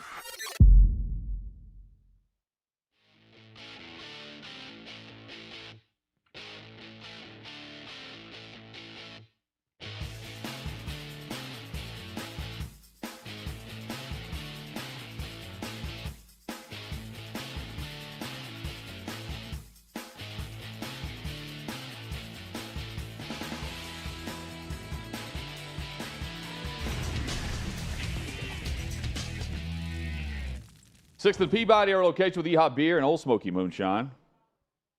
Back-to-back guests there with Fabiano and Todd Fuhrman, who know what they're talking about. Oh, yeah. Fantastic. Two of the very best at what they do. Same is said for Michele Tafoya. She'll join us coming up in about 40 minutes. Always a great conversation with her. And we have Chad's top 10 games of the college football weekend in 20 minutes from now. Yeah, that's going to be good. I'm looking forward to talking to Michele about this documentary she's working on, the controversy surrounding Charissa Thompson, who I know had a statement about it today, I guess clarifying some things. We'll get into it with her with all of those things. Can't wait. Time for the top headlines, Scorched Earth, here on Hot Mic with Hutton and Withrow across the OutKick Network. We start, Chad, with the news coming out yesterday afternoon that Atlanta, the Braves are going to host the All-Star game, after all. After Major League Baseball bent the knee and took the knee on behalf of the vocal minority and removed the All-Star game out of Atlanta, out of Georgia, based on the voting issues that they took issue with that were going to be changed based on the state of Georgia. They're going back in 2025, and rightfully so. After removing it out of Atlanta, out of the state of Georgia, and going to Colorado, they have similar voting laws and voting policies. That went off without a hitch, by the way. They're going back to Atlanta, and the Braves win. Well, it's the also fans win. The workers sanity. win. Sanity wins because people become insane when the mob needs their pound of flesh right away. And when this voting bill came into action in the state of Georgia, I think a lot of people who probably didn't even read it and see what it was actually involving jumped to conclusions, and they immediately needed their pound of flesh, right? So what happened? So let's demand Major League Baseball remove the All-Star game from Atlanta, and then Major League Baseball caved, which you can't do. So, look, this is the right thing to do. This, to me, Hutton, is as close as you're going to get to an apology from Major League Baseball to the city of Atlanta, and an apology for how they handled all of that, by just giving them the game in a short amount of time from when all this took place. Oh, and the election law is still in place, by the way. Yeah. As they go back. Again, it is the pound of flesh society we live in that something happens and people immediately need something taken away from someone or action to be done instead of processing the information, seeing what it actually is, and then having organizations to have the wherewithal to not kowtow to what's going on. That was Major League Baseball's big problem the last go-around, and they caused a bigger headache than they needed by doing that, where they should have just stood firm and said, no, Atlanta's getting the game. We're not going to step into politics here about something that was legally passed into law in the state. We're not going to do that. They're going to host the game, and this will blow over. Instead, They acted rashly. They acted emotionally because they were responding to rash and emotional people in a small mob that they were hearing from that probably had nothing to do with Major League Baseball or going to the game or watching it while it was in Atlanta anyways. Right. But again, Hutton, I think this is as close as we're going to get to an apology. It's just by them giving Atlanta the game so quickly. And the University of Georgia did a study in 2022 about the midterm elections and voting experience based on the new law, the new bill that was passed. And by and large, they found that the election law actually helped, not hurt, voters in general, especially black voters who were polled and asked in particular about their voting experience. And 0% of black voters surveyed said they had a bad voting experience based on the midterm elections. Yeah, and all it did was remember what the narrative was when this happened. That's right. This was done to eliminate people from being able to vote. Needed an ID to be able to vote. It didn't happen. Well, and it didn't happen. And all it did was hurt when MLB took out the All-Star game. All it did was hurt the local economy and those that were working the game. And it hurt a lot of black-owned business. Right. The local economy. In and around Atlanta. So, look, it was a major malfunction for Major League Baseball to do that. They acted emotionally, and we say it 1,000 times, don't respond to the mob. Let it blow over. You don't have to do these things, and understand that social media is not always real life. Hutton citing that poll right there is a great example of it. It's not real life. People are going to be outraged online no matter what. You can't respond to every little controversy and then act that way. And I believe, Hutton, again, we're trying to make progress here, right? I think Major League Baseball learned from that mistake. And that's partly what they are admitting by giving Atlanta the All-Star game back. It was a huge error on their part, but I do think they are admitting their mistake by giving them this game back because that bill has not changed. So nothing's changed with that. This is their admission that they were wrong.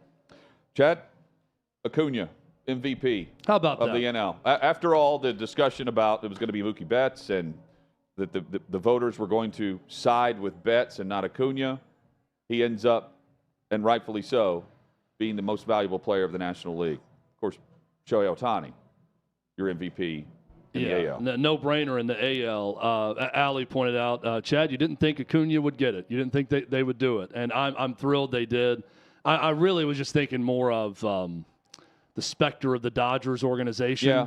You know, that one of those two guys were going to get it. I think it probably kind of split, with Freddie Freeman and Mookie Betts a little bit. And then the breaking away of that went to Acuna. But when you look at the things he was able to accomplish with the amount of home runs, the amount of stolen bases, and first in Major League Baseball history in so many different categories, to me, it was a no-brainer. And I'm glad that the voters got it right. Well, the naysayers point to the new rules, and I'm thinking, well, the new rules for the old school baseball enthusiast, the old style, right, where you just can't change. Baseball's about stats. You just can't change the sport. Well, there was small pushback, but once we saw it in action, no one's pushing back on what Major League Baseball changed within the rule book to start this season. You can't hold a player against the rules that are in place. Yeah. Based on what was established at the beginning of the regular season. And moving forward, that's how they'll be judged, is based on this new record that's been set by Acuna. Well, look, the line with baseball, the thinking was, you talk about, over the years and going back over a century, things have been the same. Well, that's not true. Ballparks were different then. Ballparks are different now. Ballparks you play in from week to week and series to series are very different. The guys who play in certain ballparks that are righty-friendly versus lefty-friendly, all of those things lead to stats. And that's what I love about the game, is the difference, that you can have different size parks and everything else. And it was also, the length of the game's the same. You played 9 innings. You played that back in the late 1800s. Yep. You play 9 innings now. Well, you also used to play extra innings a lot more and more innings with that until the new rules came into place to speed things up and artificially put a runner at second base to start. Well, that leads to more RBIs. That leads to more guys scoring runs that otherwise they wouldn't. So, again, there's been tweaks over the years. They've changed the baseball, for God's sakes, over and over. I mean, there's differences in the game, right? So I've never bought that completely. When anyone wants to go, well, what I love about baseball, the numbers are all that matter, and the numbers were the same then, and they're the same. The game is different. The circumstances around the game have changed over the years. I don't get too bent out of shape about those types of things. And here's the deal about baseball now. I like it. I like the rules changes. I do too. I like that there's more stolen bases. I like that the games seem to flow at a quicker pace throughout with the pitch clock. I like all these things. Yeah, and it worked. I mean, you saw viewership up in the local markets. And, again, they're trying to get you to watch more often and stick with the game longer. I think that was mission accomplished team to team. The next step for them, though, Chad, is to establish the individual personalities of the players who are in their sport. And they have failed in that lane. And the latest is this free agent pursuit of Ohtani. Welcome to the most anticipated free agency pursuit in Major League Baseball history. This is Babe Ruth as a free agent. That's what they want to pitch to you. All of the discussion about this upcoming free agent market and what Ohtani was going to do, who he was going to sign with, was he going to be traded? That was a daily conversation on this show. And right now, Ohtani, his agent, and the teams involved don't want you to know any detail about the pursuit behind the scenes to sign baseball's best player. This is a massive fail, where the fans are not going to follow the frenzy at all. And it's a prime example of why Major League Baseball is stuck being an afterthought with daily discussion. If you're pulled up at the bar, you're grabbing a beer with your friends, if you're out to dinner, if you're going home from church, whatever, and you're talking with people, baseball's not the big conversation because the personalities and the individual aspects of what make the NFL great are not there for MLB, because Ohtani's agent, and specifically Ohtani, have told teams that if news leaks of any details involving conversations with Ohtani and said team, they will hold it against that franchise in terms of where they're going to end up or what the price tag's going to be. And if you don't believe it, try to find any detail about the teams and the negotiations and what's being offered right now. That's a massive fail. Now consider the craziness and the daily news, even if it's just a random update of player X is going here. Peyton Manning, Aaron Rodgers, Brett Favre, Tom Brady, Deshaun Watson, even Kirk Cousins this coming off season. We're going to know every small detail of what Cousins is doing and who he's visiting and what appeals to him. We don't really know that with Shohei Ohtani. And this is baseball's best player, period. Point blank. He's going to set the new record. Think about what Pedro Gomez would be thinking right now. R.I.P. He followed Barry Bonds on a daily basis and practically let off SportsCenter every day with an update on Bonds for all the investigations that were going on behind the scenes. Or just the pursuit of free agent X. We're going to know more about Blake Snell than Ohtani. And that's a massive fail. This is their option and the best case scenario for Major League Baseball to get into the football realm right in the heart of football season. And they're not going to do it. And normally details are not out, and it's a long process for free agency. I know. But people believe that this could be wrapped up before the winter meetings even start, the first week of December, which is taking place here in Nashville, that Ohtani's going to have his mind made up and that'll be done. It's 2 weeks. You know, you've got 2 or 3 weeks here where you could have some sort of relevant info out on your sport.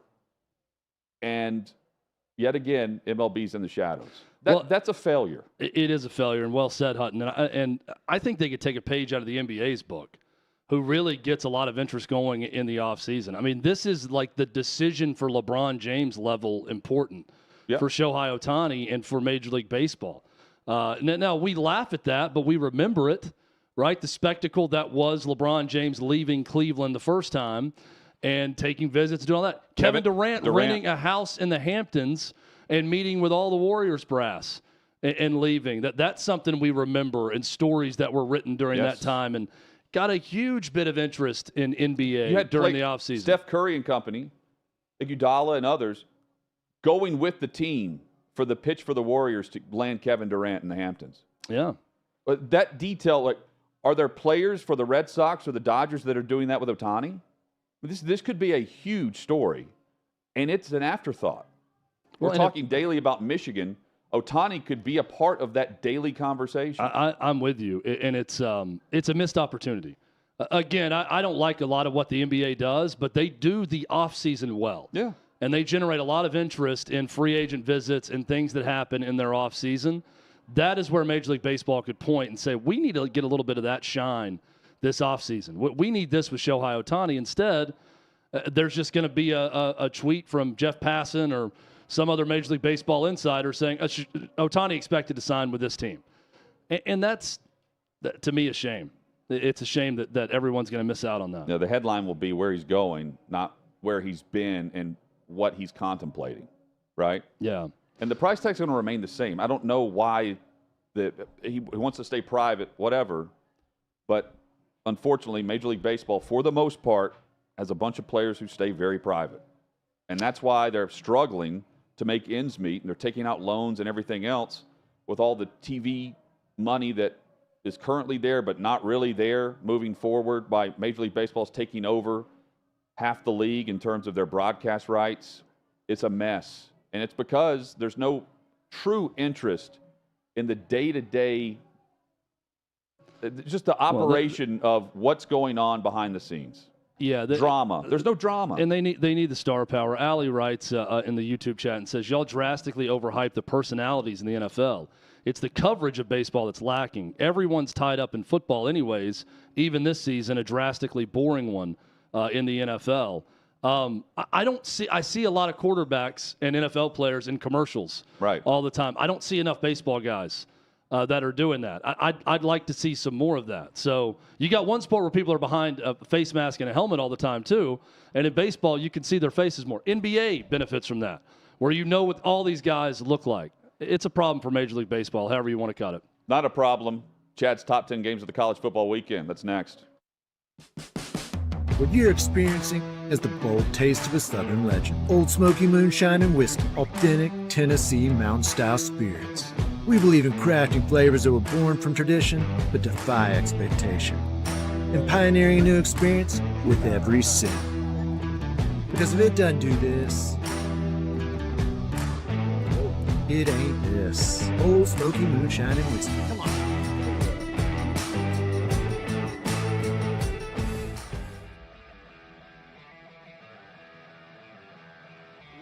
Welcome into OutKick the show. I am Clay Travis, your fearless leader. I am going to continue to argue that sports is one of the great unifying forces in all of American life. ESPN is a sinking ship. Democrats are now the party of the white, woke college graduate.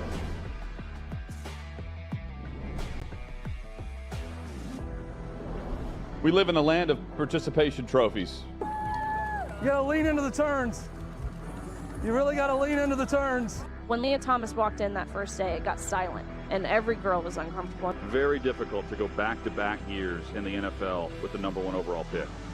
Is it fair for people to be upset with Barbie? I've been out of LA long enough to have forgotten that libs, no matter how ridiculous the scenario, are gonna live. Another week of inflation, another week with Biden with COVID, and another set of losers to crown. People don't watch the WNBA on TV, in person, on a plane, on a train, on a bus, or on purpose. I mean, what have you seen firsthand of how this has affected you in the plant and your fellow employees? Under Joe Biden, the Taliban has retaken Afghanistan. Putin has invaded Ukraine. So if there was ever a time for freaking aliens to inhabit and conquer Earth, now would be that time. We've seen coaches throw water bottles. We've seen coaches act like idiots. We've seen coaches slap other coaches. But I think if you're involved in carjacking, you're inherently a rotten human. The level of stupid that sometimes gets on our YouTube chat just gives me a headache. You're born a male, play with males. You're born a female, play with females. Don't at me about it. The American people are being cheated. We, ladies and gentlemen, are being cheated. I made the call to end the Me Too movement. And today I'm going to continue making that case. And that's just a way to further taunt these women, to make them feel less than, to make them realize that this has just become a big joke. Deion Sanders is the Donald Trump of football. We were directly impacted by the whole Leah Thomas thing, and we were able to see you guys on the ground with your signs supporting. That was huge. They were saying, oh, it's only 1 or 2. That's rubbish, and we all know that's rubbish. Once those trans-identifying males were able to succeed, it just encouraged others.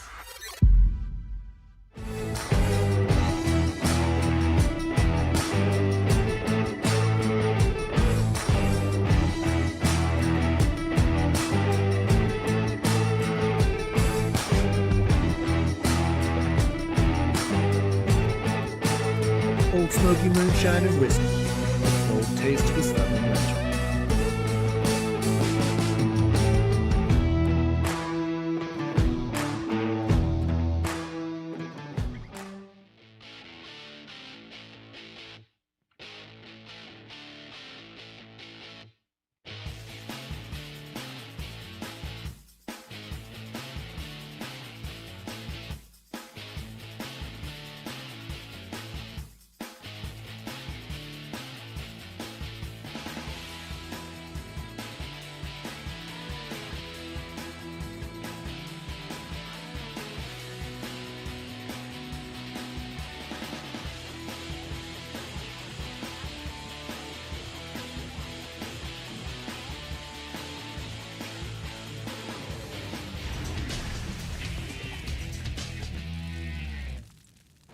Weekend, it's arrived.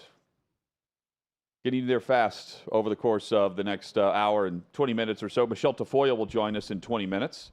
Looking forward to that. Popeye with Hutton and Withrow rolls on across the OutKick network. Join Chad in the chat on YouTube. If you're listening to this great radio partner, we say thank you. Chad, your significant other will be saying thank you. Yeah, that's right. If you head over to Manscaped, and they'll be thanking you and very thankful that you visited Manscaped. Thanksgiving is a holiday for love, Hutton. That's what we're saying. If you're ready to spice up your Thanksgiving, it's a spicy holiday. It's time to, as you get ready to dive headfirst in the mountains of mashed potatoes and cranberry sauce, time to talk about the unsung hero of the holiday season, the Manscaped Lawnmower 5.0 Ultra. That's right. It is time to go cold turkey on your old razor and take care of business with the Lawnmower 5.0 Ultra. Visit manscaped.com and use code HOTMIC for 20% off and free shipping, and enjoy Thanksgiving in style with a Lawnmower 5.0 Ultra. Get 20% off and free shipping with the code HOTMIC, HOTMIC, at manscaped.com. 20% off with free shipping in manscaped.com. Use that code HOTMIC. Be thankful this holiday season for the best gift of all from Manscaped. Hutton, your balls will thank you. They will. Speaking of balls, there's going to be some footballs being thrown around this weekend. Yes, there is. And one of the segments I look forward to each and every week, Chad Withrow's top 10 games of the college football weekend. Need more reasons to watch college football? It's time to bang some hats. Here's Chad Withrow's must-see games this weekend. So, Hutton, not a great slate of games this week, right?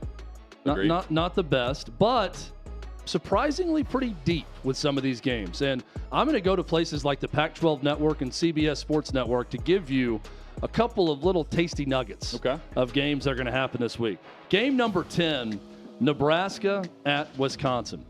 I don't have a lot of great things to say about either one of these teams. Wisconsin has been terribly disappointing. They were a preseason pick to win the Big Ten West. They have not been good in year one under Luke Fickell. How about this stat, though, for Jeff Sims at Nebraska? In the past 6 years, not a single team in the nation has accumulated 27 turnovers through 10 games, like the 2023 Nebraska Cornhuskers. 131 teams, 6 years. That means that Nebraska has more turnovers in 10 games than all 786 teams that have played in the past 6 years.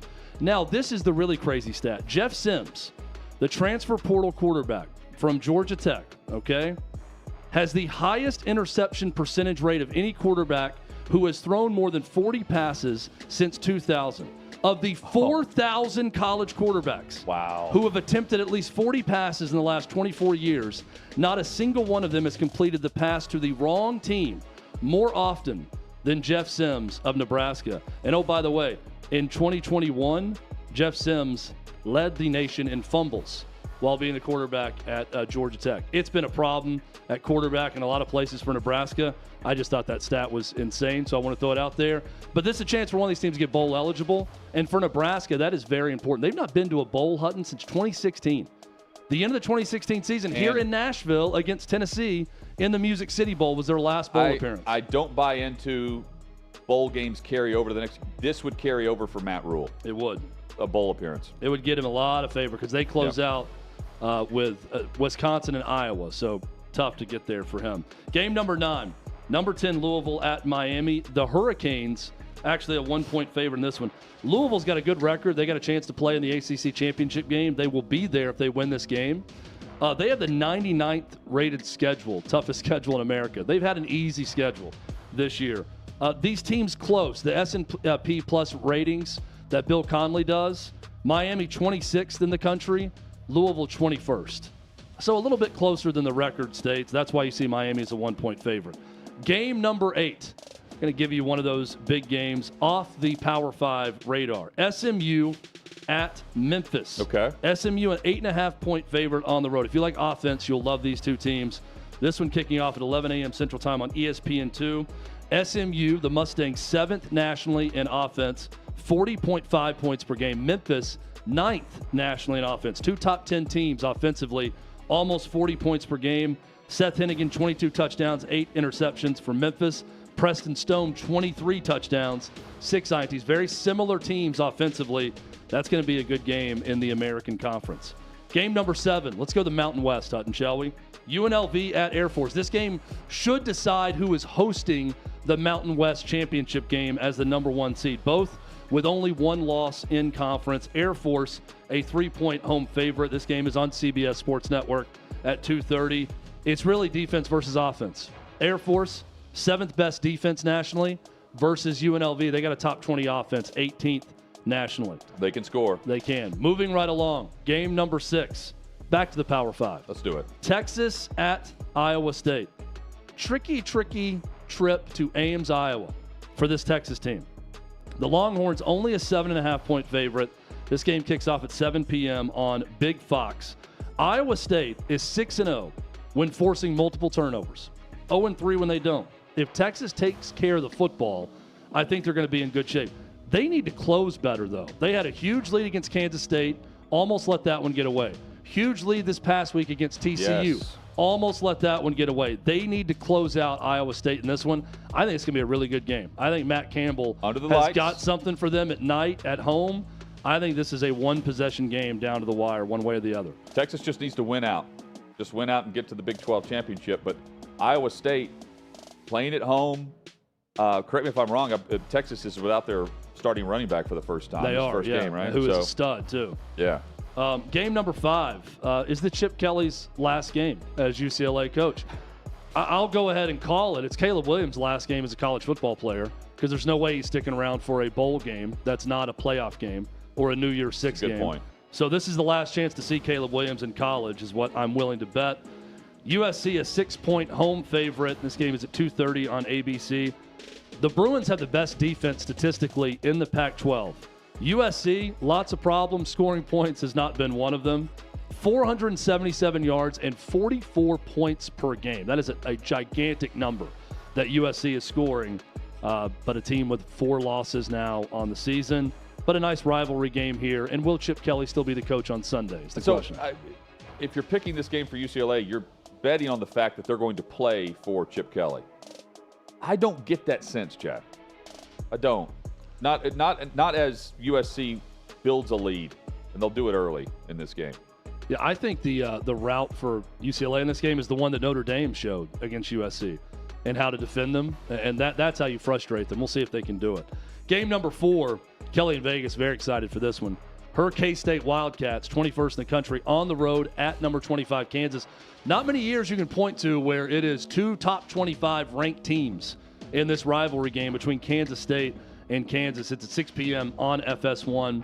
Kansas, an ugly 16-13 loss to Texas Tech, but every week is different. We see that in college football time and time again. 2 out of the last 3 weeks, they have passed at a less than 50% clip. That is not good for the Jayhawks. That's right. Kansas State, 2 of the 3 losses this year, they came in their worst rushing games against Missouri and against Texas. They've got to run the football. That's the formula for Kansas State. Can they do that against Kansas? We'll find out. It's tough soon to enough. do against Kansas State. Kansas, can they run it against K-State? It's tough. 120 yards per game. And, Chad, under the lights, the last time we saw Kansas against not a rival, but a big matchup, Oklahoma. And we saw what happened there. Looked good even Now after a long weather delay in that game. The Wildcats And came out favored and by won. what, 7.5 still? Is that still the line? K-State, yes. Right at, I think 6.5, right at around a touchdown favorite right now. I'm looking forward to that one. And Kansas got good news this week with Jalen Daniels announcing he's coming back. Kansas also likely down to their 3rd quarterback in this game. Not going to be good in that 14 regard. straight wins in this series. It's been dominant, man. They have. Game number 3, Hutton. Let's go to the SEC. The CBS game of the week. Strike up the band. Have that CBS theme music in that game while you can, because it's going away pretty soon after this season. After the Iron Bowl next week. Number 1 Georgia, a 10-point road favorite at number 18 Tennessee. 2:30 on CBS. Another game where I say college football is very much week to week.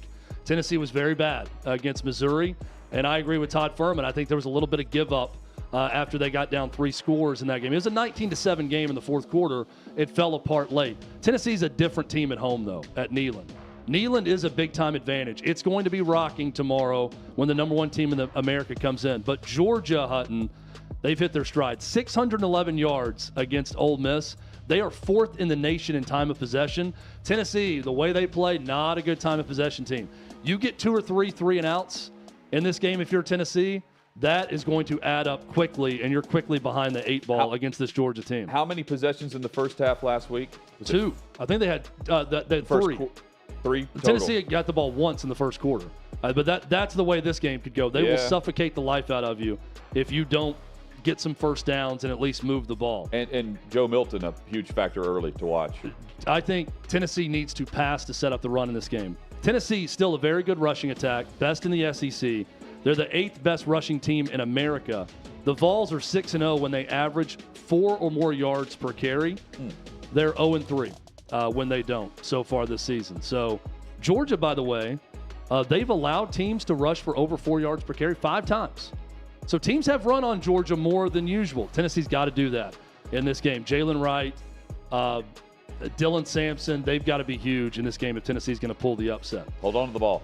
And don't fumble the way they did up in Columbia, Missouri. No doubt about it. Game number 2, we're going to go Pac-12 heavy here with our last 2 games.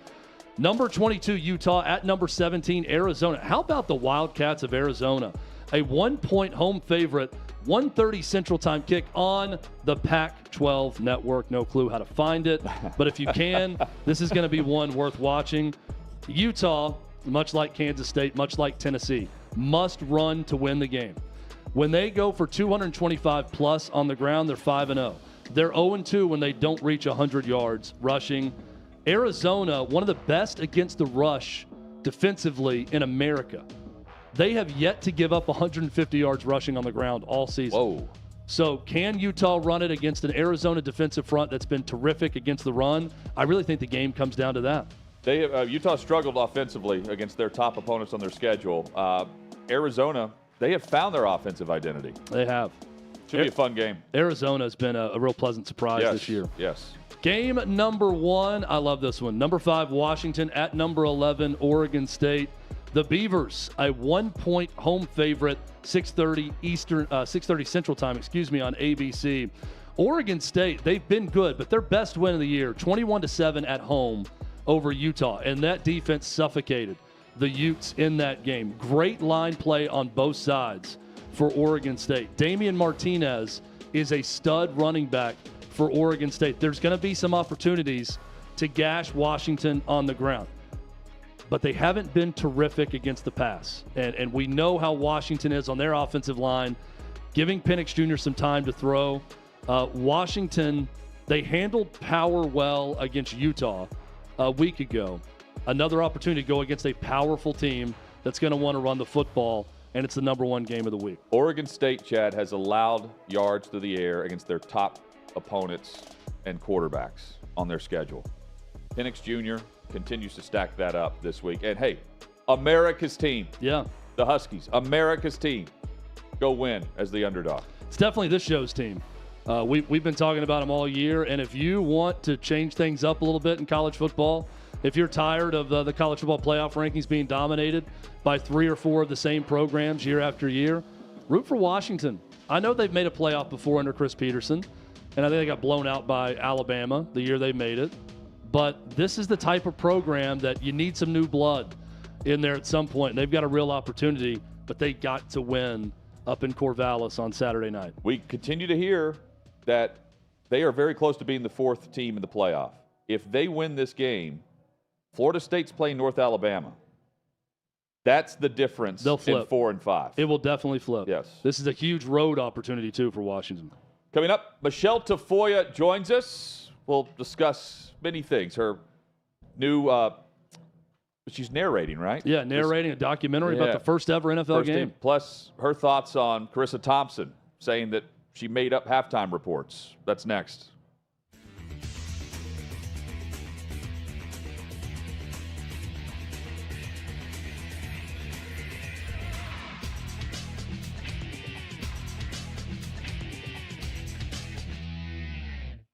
The chairman, ladies and gentlemen, of our, well, she's not the president, that's Sean Black, but the chairman of the YouTube chat, and she's also the beer captain.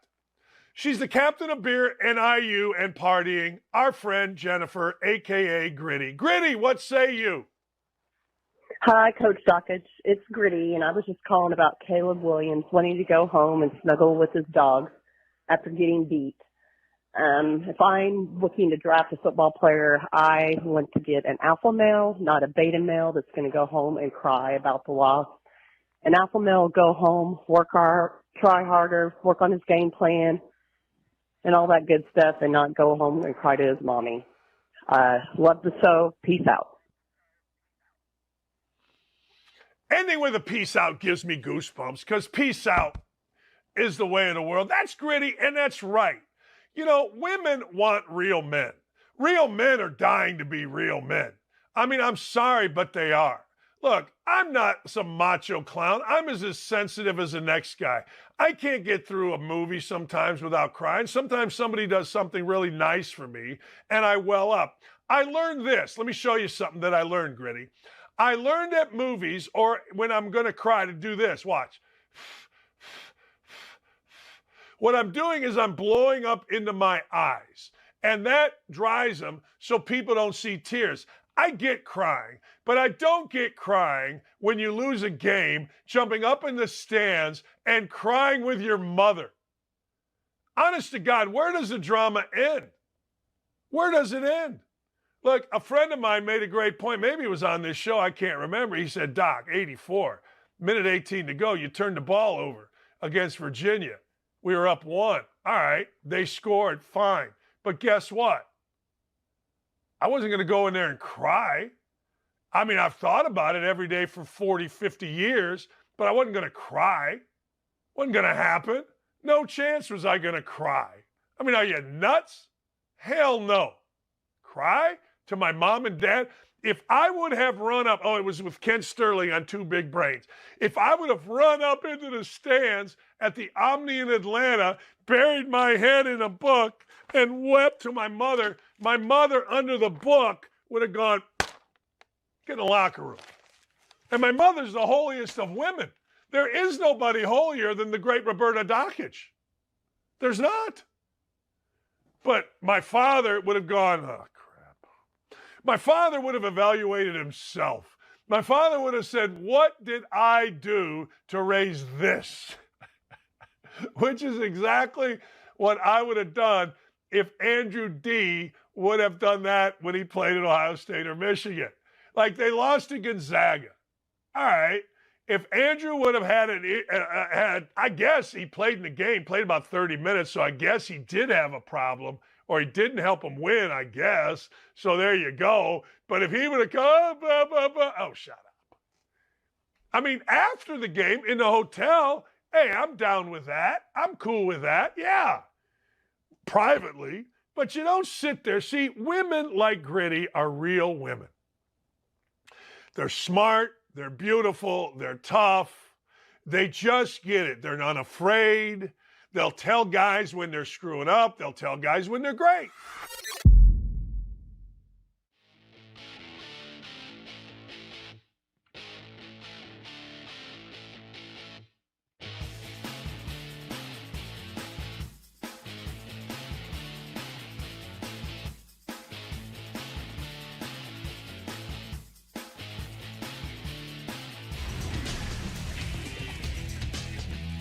Just like that, the final hour is here on the Friday edition of Hot Mic with Hutton and Withrow across the OutKick network. Chad, the show flying by. Final hour jam-packed. Gun show. Mike Gunzelman from OutKick will be in studio with us coming up in 20 minutes. Plenty of headlines to hit going into the football weekend. And got a Emmy Sports winner, 4-time, joining us to kick off the hour. It's not you or me. It's, no. Just to be clear, it's definitely not us. Yeah. Michele Tafoya joins us. Always great to have you on, Michele. Hope things are well. Everything's great, guys. How are you? We are great. Plenty to hit with you today.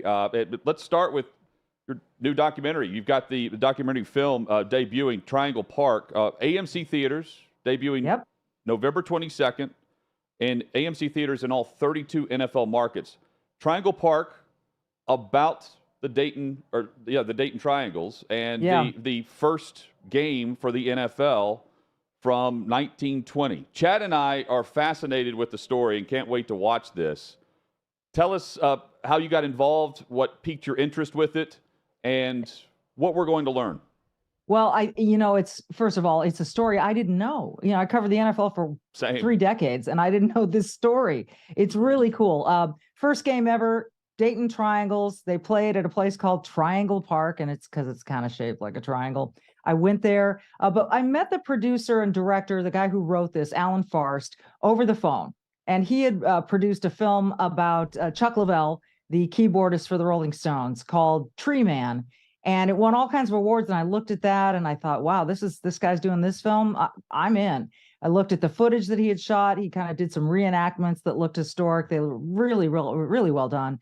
So I said, can I narrate? And so I am. I'm the narrator. We recruited the likes of Chris Collinsworth, Troy Aikman, Tony Dungy, Larry Fitzgerald, Joe Buck, Susie Colbert. The list goes on. Sean McVay, Cooper Kupp, Ben Roethlisberger, Eric Dickerson are all featured in the film, talking about how this very first game really set things off. And so it's a really cool story. I can't believe it hasn't been told before. And we're really proud to have it airing in AMC theaters next Wednesday, the Thanksgiving Eve. Good way to kick off the Thanksgiving weekend. Absolutely. And obviously football, a big part of Thanksgiving as well. So that's a perfect way to lead into it. I feel like narrating something will be a lot of fun. What was that process like? That's always something when you're watching a documentary and you're hearing the narrator. I'm thinking that's got to be a cool job to go in and be able to read these lines and discuss the movie. Yeah, it was a lot of fun. It was an honor, really. And, so much in reporting. Gosh, I've covered Olympic Games. I've covered Final Fours. I've covered so much. And you do a lot of pieces, long form pieces, particularly in my early years. And that was one of my favorite parts, was doing the voiceover. So this was really similar to that. Worked on a script and we collaborated on it. And hopefully it comes through the way we wanted it to. But it was really fun. I hope I can do more like this because it's just a blast. Who is the expert on the Triangles and Triangle Park? Who is the go-to person? Well, now it's Alan Farst, our director and writer. He lives there in Dayton. He did all the research.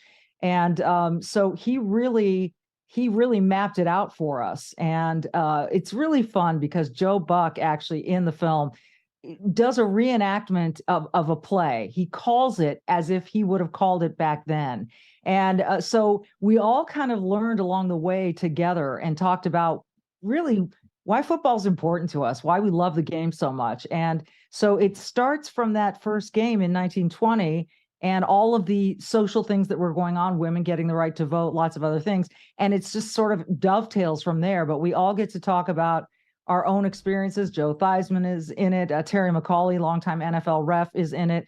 So there's just a lot of storytelling, but it really centers around that first game and some of these studs who played in that first game. Michele Tafoya, our guest, November 22nd. You can check it out in NFL cities like right here in Nashville and, again, 31 others. November 22nd at AMC Theaters. Michele, saw your reaction to Charissa Thompson admitting with, pardon my take, and she's done this a couple of years prior with Aaron Andrews, I believe, on her podcast, about making up halftime reports, sideline reports, based on not talking to a coach, timing issues, or whatever else. The reaction's been brutal, and I think rightfully so, based on what the perception might be moving forward about said reports, just from someone that the general public and football fans in general would know based on how often she's on the biggest games. Yeah. It's disappointing. I like Charissa. I've worked with her a little bit. I thought she was a really nice, cool person. I was surprised when this came out, but now there are kind of dual stories going on. I'm afraid for her in that admitting this, her life has become a string of memes, and it's just going to be, Charissa, according to Charissa Thompson, Joe Burrow had his hand amputated last night. Things like that are going to keep happening, and that to me is too bad for her. But I also understand the reaction of all the other sideline reporters who have worked really, really, really freaking hard. And believe me, it's hard work. It's not just the day-to-day grind. It's getting the trust of the coaches, the GMs, the team owners, the players to all feel comfortable talking to you. So to admit that, you didn't have time to talk to a coach, so you just sort of said something like, oh, they want to be better on third down. I mean, and then today she's tried to clarify it and say, I never did anything like that. I'm unclear then on what she means. She said it twice now. It's disappointing. But then there's this other kind of parallel story taking place now. And that's all these people saying, you're coming down too hard on Charissa Thompson. It's not like you're all Woodward and Bernstein, which is really an insult to what we do. Yes, we are the least known person on the broadcast. When I worked with Al and John Madden, I was the third. When I worked with Al and Chris Collinsworth, I was the third. Al Michaels, of course. So I understand that. But when Gary Kubiak collapsed on the field in Indianapolis and we thought he might die, it was important, and I had to be there. There was a game when the Chargers were still in San Diego when two major stars got injured in the game. They didn't have a sideline reporter. It was during this weird space of time where CBS stopped using sideline reporters. And the people who were screaming that sideline reporters were suddenly going, where's the information on these two injuries on the Chargers? So you can't have it both ways. We do the damn best that we can. And I'm telling you, it's not easy. It's thankless. It's physically hard work. So to kind of pass it off as though it's just, they told us they need to be better on defense. Unfortunately, sometimes that's all the coach will give you. But if you're in that situation, you've got to dig deep, get creative, dig into your bag of information and all the nuggets that you've mined all week, all year, and come up with something better, or just say, hey, you know what, to the producer, I got nothing for this halftime report. Let's just skip and go on to the next thing. Yeah. So it's disappointing. Yeah. And sorry to cut you off there, Michele. No, and that's what I want to ask you about. And the last line in her statement today was, working in media, I understand how important words are, and I chose the wrong words to describe the situation.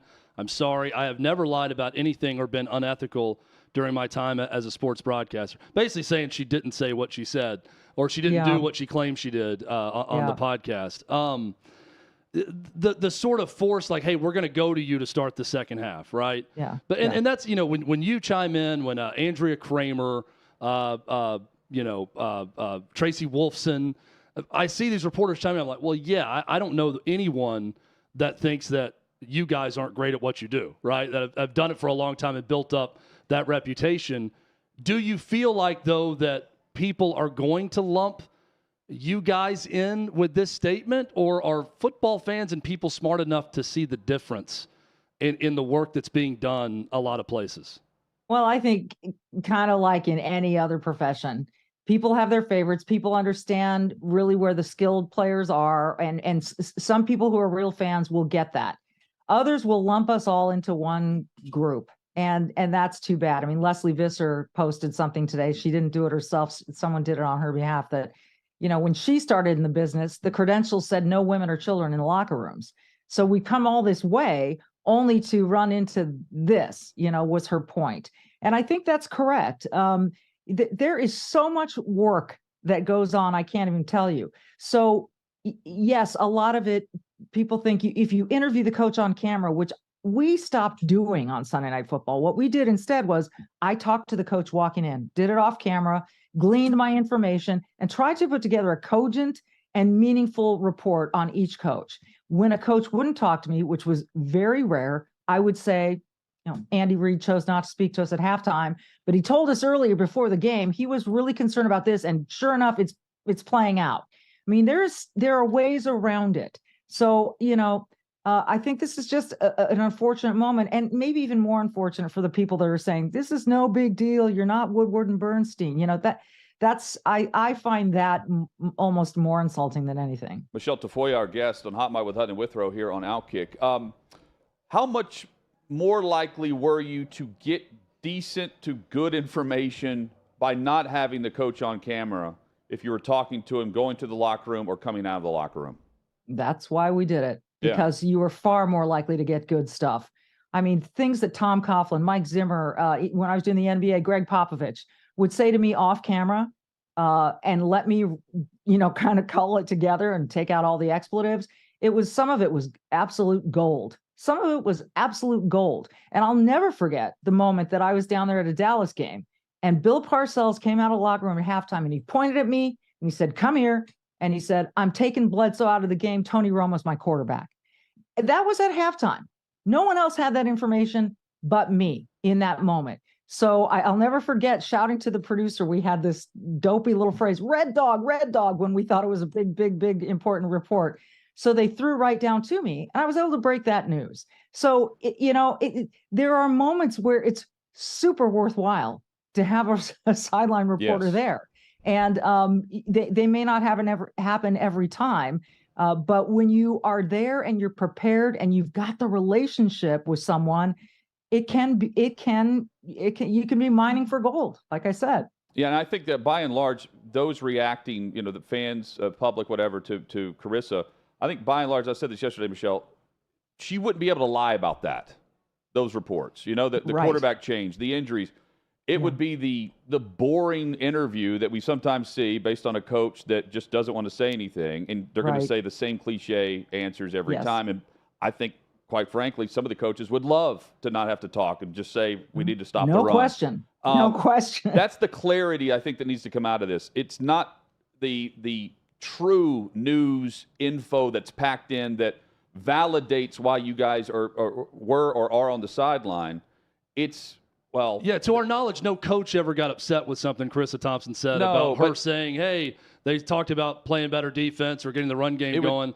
To our knowledge, that didn't happen. It would be nearly impossible to do it as long as she did it and make up a story or a report based on an injury, right? Right. So the point is not that, you can say, well, all the things that she said that she lied about, that she said that she kind of made up, were pretty benign, right? Right. But the point is, when someone stands in front of a camera and says, "I spoke to the coach and he said," now you're quoting someone. And listen, there have been times where a coach thought I misquoted him and I had to go play the tape for him in his office to show that I didn't misquote him. So there are very nuanced things that happen here. So it's not necessarily that, it was such earth-shattering news that she did or didn't deliver. It's the point that you have the responsibility to stand there and say that you are telling your audience and your announcers up in the booth, by the way, that what you gathered was from the source you said it was from. So I think she is saying today that she didn't do anything untoward, that it was, never to that extent. Maybe that's true. But the idea behind it, the idea that you would confess to, "Gosh, I just couldn't get to the coach, so I just made something up," I think it's professional fraud. And I think that in a lot of other industries and in a lot of other positions on the broadcast, you would be held up and you would be punished for that. I'm not expecting her to get punished. I don't want her to get punished. She's been punished enough in the last 48 hours. Yeah, and something you said, Michele, you're technically number 3 on the call sheet, right? When you're the sideline reporter. Well, that's true until you're not. Until there's a catastrophic injury or there's a fight that happens or there's something going on in the stands or something. Yep. And I know when I'm watching, I think that's the separation point of just like any line of work. There are people who are good at what they do and people who are not so good at what they do, right? When you're watching a sideline reporter, is that where you really get the good evaluation, is how they handle themselves and the info they get in those moments where the number 3 becomes the number 1?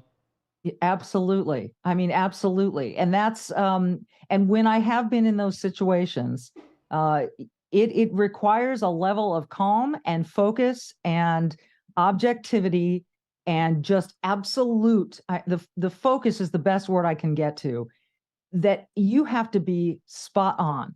Yeah, you want to be first, but you want to be right. And so all of that information gathering is hugely important. And you can't mess that up, but particularly on a national broadcast. I mean, I'm sure I've made mistakes.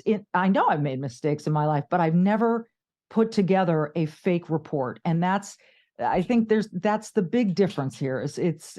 And people again will say, oh, it's just sports, whatever.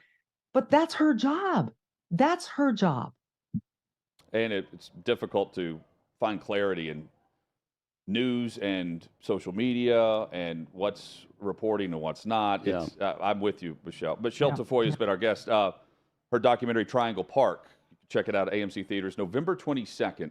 Go see it. In the 32 NFL cities at AMC Theaters. This is going to be fascinating. Chad and I can't wait to see it. We will go see it for sure. Yes. Good. And we're I can't wait to hear what you think. Tons of questions that we will try to come out and explain on the show here as well. Michele, let's do this again soon. Always enjoy your conversation. Likewise, guys. Thanks for having me. Thank you. There's Michele Tafoya, the best. Some really good inside baseball stuff there. She's downplaying what she meant to the broadcast she was a part of too. Yeah. But I think those that know sports and watch it, there's no question about this. Some of the people who have responded to this, I never had a question about their work, or how good they were, or valuable they were to a broadcast. And they still should not. I think that's the overall point. We don't question Mike Gunzelman, the gun show, the energy in studio next.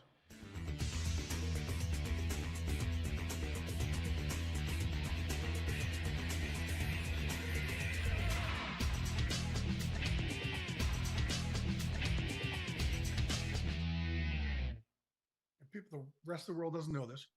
I have a day drinking day that I have at the owners meeting, and it's Mike Tomlin and I throw it, and it's only for head coaches and GMs. No other media is allowed to come, and the media over time has given us respect. Like, this is Glazer's thing. Let's not go there. And it's usually Tomlin and I and upwards of 30 other guys. It's crazy. But what I also do is I always tell Tomlin and whoever the older coaches are, tell these young cats what's about to come across your desk, because they have no idea. Like, the craziest stories in the world, and you're not prepared for it. Because when you're in that position, you really find out how messed up everybody is. Like, it's not just your players, it's your coaches, it's your scouts, it's your GMs, it's the person in the cafeteria, it's everything. And then it's their family and the issues families are calling. And oh my God. And listen, these cats didn't go to school for this. They didn't go to school to be a psychiatrist.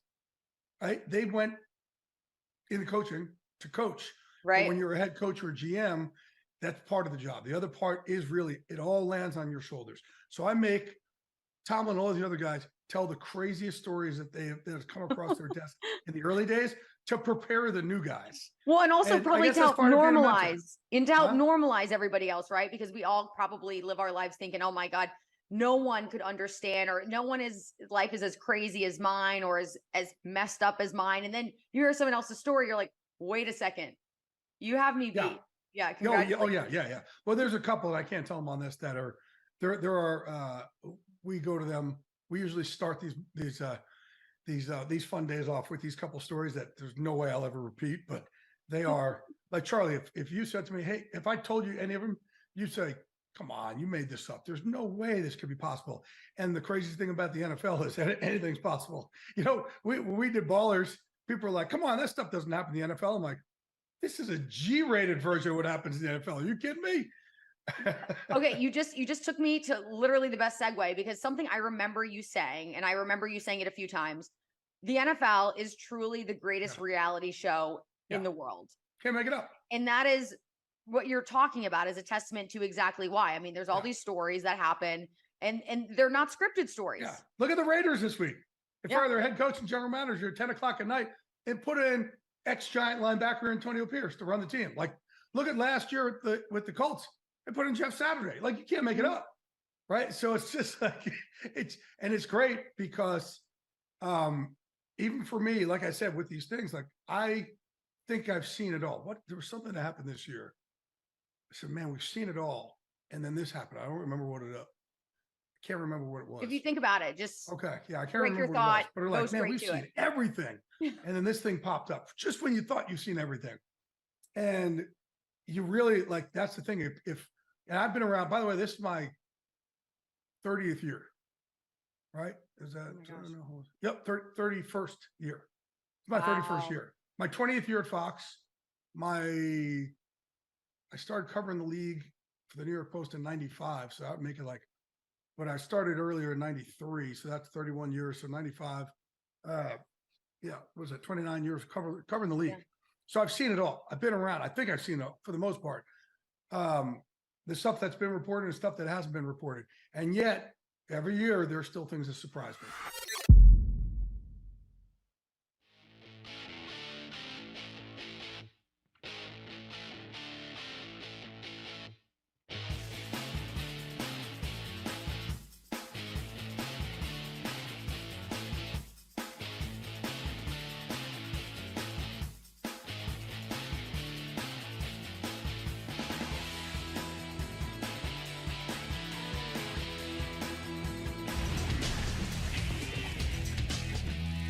Chad and I am pretty confident, I'm assuming Davey is as well, on a wrong team favorite going into the weekend in college football. I'm not confident at all.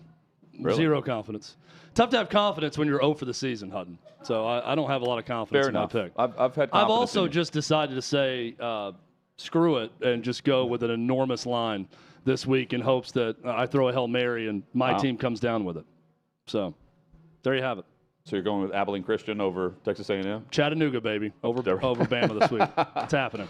Hot Mike with Hunter Withrow rolls on here on the OutKick Network. 6th and Peabody, our location with Yeehaw Beer and Old Smoky Moonshine, and a frequent partier here at 6th and Peabody. And guest is he's a patron of 6th and Peabody. Patrons being too polite, Chad. Mike Gunzelman, the Gun Show from OutKick here. The patron that loves Patron. How you doing? There you go. Well done. Well done. And nice play on words. Of course, yes. I love the hat. Yes. Always rocking the hat. Love that. Guns, you've got the story, and you know the details here of Dave Portnoy, who is going after the NFL and the Bengals and it's wild, man. Burrow, based on not being on the injury report and the wagering that went behind this game last night on Thursday Night Football. I mean, it was kind of crazy. So there is some backstory to this. I know some people might be passing it off as like, oh, it's no big deal. But when you really consider and take a step back and realize that for years, you guys are fellow sports broadcasters, obviously. We couldn't talk about sports betting. You were not allowed to talk about the betting aspect of sports, whether you were on TV, radio, no matter what it was. And now because of the ad revenue that's coming in and the agreements and, there's stadiums and arenas named literally after sports books, there has become a blurring the line, if you would. So last night, when the Bengals had originally tweeted out the video of Joe Burrow coming off the team plane and walking around and with having something on his wrist, they deleted that. Interesting. And what ends up happening? He gets hurt from a wrist injury. So Dave Portnoy has tweeted out multiple times that he thinks this is a class action lawsuit, and I don't believe that he's lying about it, because it is about you cannot have this if you are the Cincinnati Bengals, if you are the NFL, you cannot have this out there with the public when there's so much already. Did the refs screw us? Are the refs involved? There's so much overlap already that you cannot take a chance with this. And Portnoy believes there's a class action lawsuit. Also, he bet $100,000 on the game for the Bengals to win.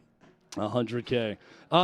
It's fascinating to me because the NFL seemingly always has the power over everything. They're always the one that has the better hand to play in whatever negotiation they're doing. They seem to always kind of get their way.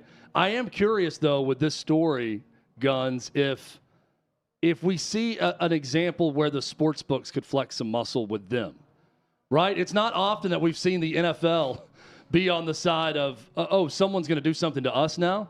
Someone's going to make us do something. That would be a different spot for Roger Goodell to be in. But don't you think, I mean, it's the team's responsibility to obviously disclose. Clearly something, even if it was just absolutely. is going to play, but it was up to the team to do that. Why didn't they? And when there's so much behind the scenes from a public perception, where it used to be 10, 15 years ago, if you were doing sports gambling and you were going to get your legs broken, it was always like, it's in the back of a bar somewhere 15, 20 years ago. Now that it's so prevalent that college kids can do it rather than eat, because they're just going to, Mom, you gave me $250 for the week to use at the cafeteria. I'll spend $25 there and just bet the rest away. You can't do that anymore. And did they purposely not disclose it? And why? And I would love to read the receipts here. I would love to see the chain of command, the chain of messages that happened. Why did the Bengals delete that tweet?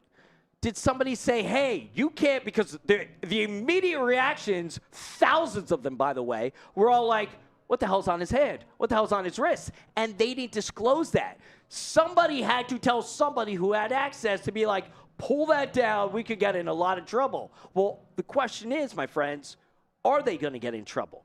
Because people are pissed. And Portnoy's like, listen, class action lawsuit. I'm sure others can jump on board. It goes beyond just refunding the bet. Refunding the bet is a cop-out. All right? So-and-so got hurt early on. Aaron Rodgers, for example. He got hurt a lot of, first drive of the game. A lot of the books ended up refunding his bet. Rightfully so, okay? Rightfully so. Thank God. But this was something more. This is like, did you know ahead of time and you didn't say anything? That's sketch. So Major League Baseball, they really had a change of heart here, Guns. They decided after taking the All-Star game out of Atlanta because of a voting rights bill a couple years ago, I think it was a couple years ago now. Yep. They decided, hey, let's just not acknowledge it or apologize for taking that away. Let's just give the game back to Atlanta in short order. Yeah. And you want to know something? We could be in 2021 right now. Nothing changed from the actual law itself, which kind of it's wild to me, because MLB stood out and they said, hey, this is wrong. Manfred was like, I refuse to agree to this unless the law is changed. Nothing has changed from the law. The only thing that was struck down from the law, from legal challenges, was the part that you can't hand out food and water to those that are waiting in line. That's the only part about changed from it. You want to well, let me ask you this. Not even ask you, but let me tell you. Besides the legal aspect about it, what did change? Why would Major League Baseball suddenly, have a different thought, a different opinion? Well, Truist Park, which is where the Atlanta Braves play, that whole area is pretty much the gold mine, the pinnacle, what Baltimore and other areas around the country want to do with their sports teams, because it is crushing it right now. $30+ million in tax revenue. The Atlanta Braves, by the way, were also up there to win the whole entire World Series this year. It's funny how you'll stand on a moral high ground.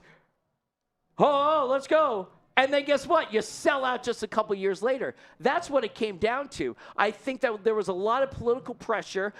I believe Coca-Cola had pulled out some sponsor advertisement. They were worried about a backlash, a protest. They didn't want to get involved, so instead they went with the quote-unquote moral high ground. And nothing has changed except the almighty dollar. It's funny how that works out. They caved to the mob, and what they should have done is taken the Dana White approach. When someone told them to take down a post and just said, no, we're not doing that. And you do that by not responding. If you're Major League Baseball, you don't have to say a word. You just keep the game in Atlanta and continue about your business. That was the mistake they made. So they're going to Arlington next year, right, for the Rangers? Right. And then Atlanta. 2025, yeah. The Cubs are in the mix too, right? Or are they not? Well, they were, not anymore. Yeah, I guess they'll get one too because it's been a while, and then Baltimore's the other one where it's been quite some time. A mess right now. Yeah, I mean that quite some time since they've hosted the All-Star game. Guns, the aspect of the All-Star game, the local economy, all of it, removing it, taking it to Colorado, where there's similar laws in place. Yeah. And not even thinking about it from that perspective, but no backlash in that regard. It was just removing it from where it was, not where it was going. Yeah, now, and this is honestly, this is what, as somebody who lived in New York City and still lives in New York City and dealt with that, where I had friends and I had local restaurants and small businesses that got shuttered down because of mandates or because because you couldn't do anything. They weren't allowed to open. They could have 5 people in at a time, and taxes continued to go up. It was awful to see, and that's what's funny because Atlanta, these small businesses, that's the sin of the whole entire thing.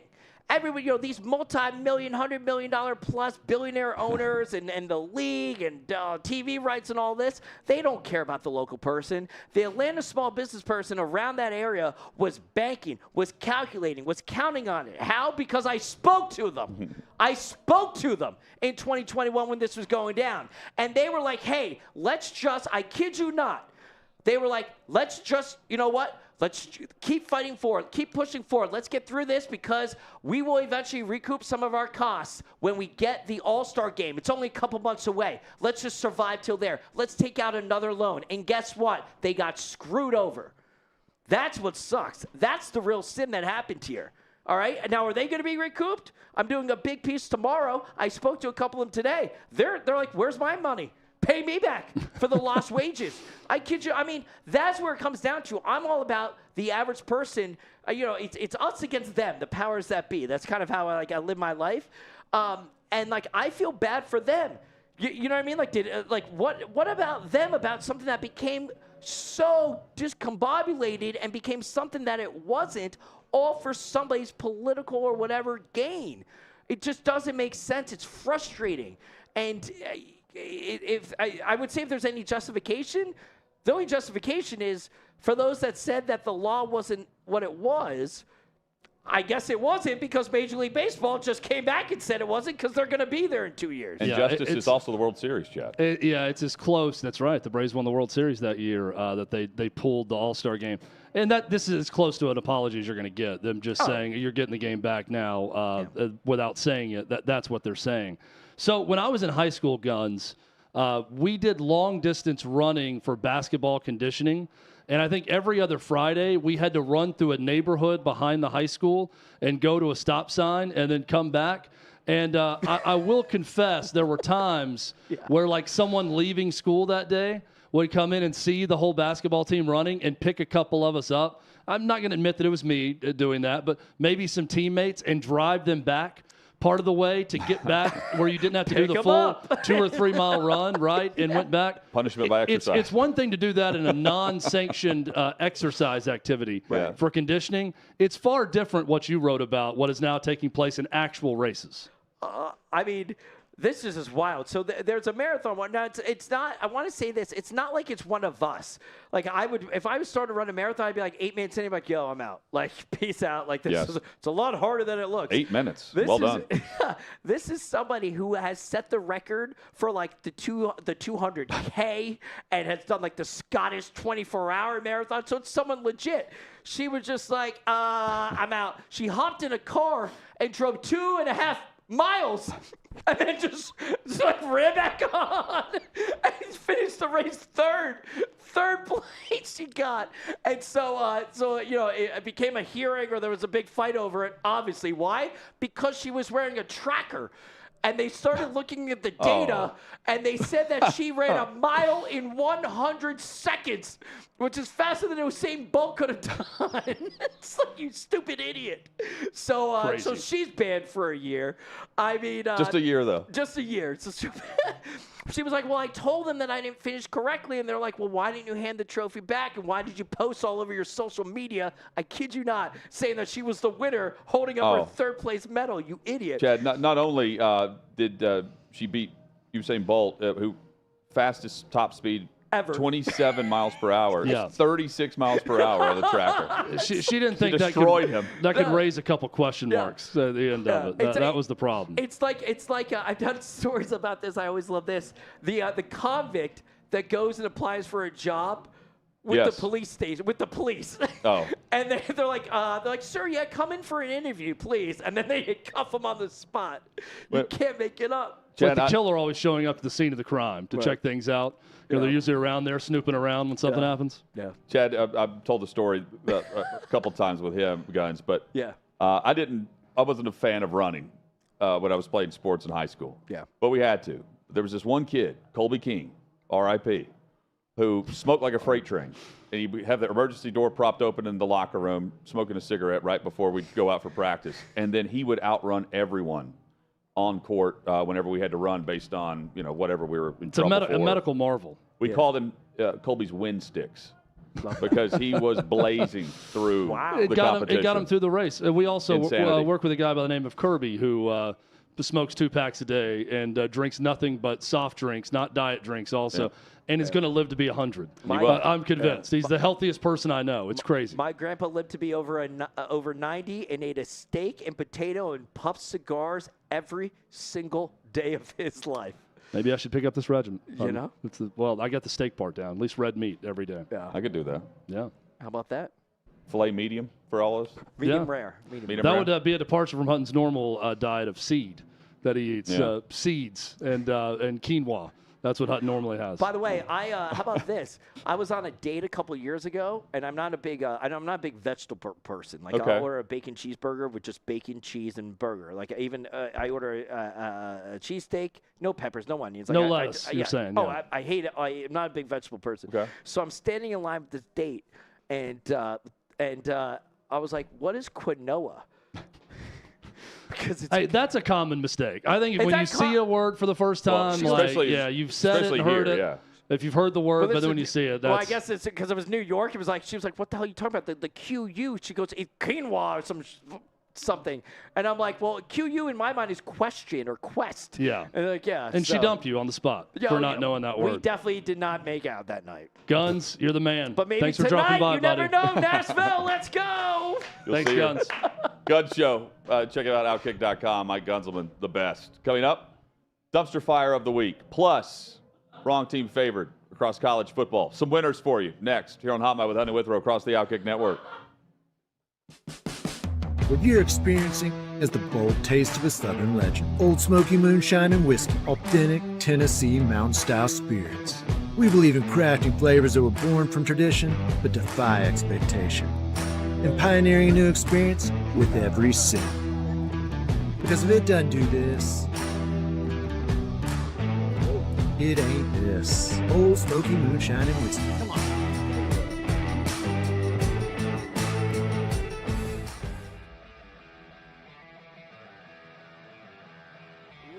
Welcome into OutKick the show. I am Clay Travis, your fearless leader. I am going to continue to argue that sports is one of the great unifying forces in all of American life.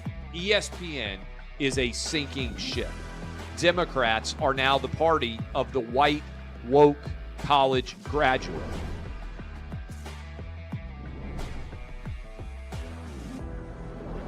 We live in a land of participation trophies. You gotta lean into the turns.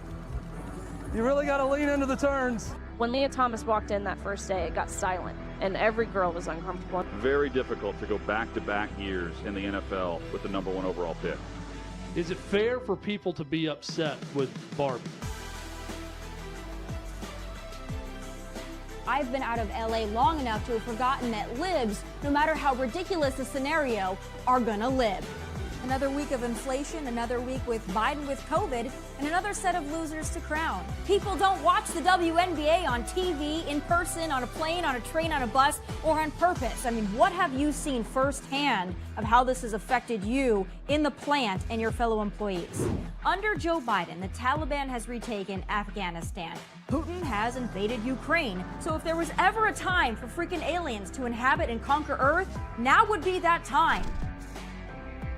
carjacking. We've seen coaches throw water bottles. We've seen coaches act like idiots. We've seen coaches slap other coaches. But I think if you're involved in carjacking, you're inherently a rotten human being. The level of stupid that sometimes gets on our YouTube chat just gives me a headache. You're born a male, play with males. You're born a female, play with females. Don't at me about it. The American people are being cheated. We, ladies and gentlemen, are being cheated. I made the call to end the Me Too movement, and today I'm going to continue making that case. And that's just a way to further taunt these women, to make them feel less than, to make them realize that this has just become a big joke. Deion Sanders is the Donald Trump of football.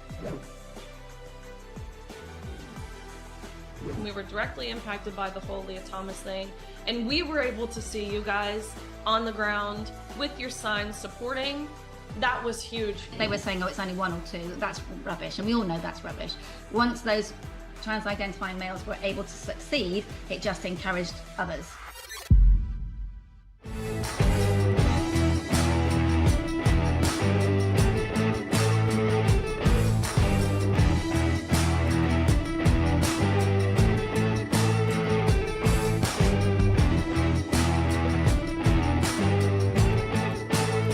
Old Smoky Moonshine and Whiskey, a bold taste of a Southern legend.